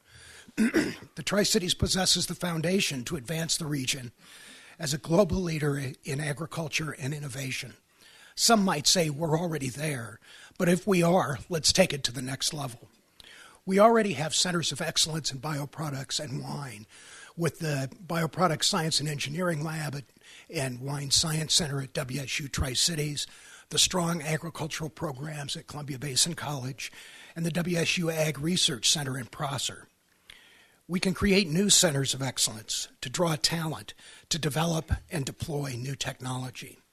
It makes no better sense to play on our strengths and elevate the region as a global leader in agriculture and innovation. I've got one more quote. Bring the tech industry and agriculture together. Now, you've all seen the drill. Somebody speaks, you get to see a video next. We've got a couple experts here to talk about agriculture and the possibilities. Thank you.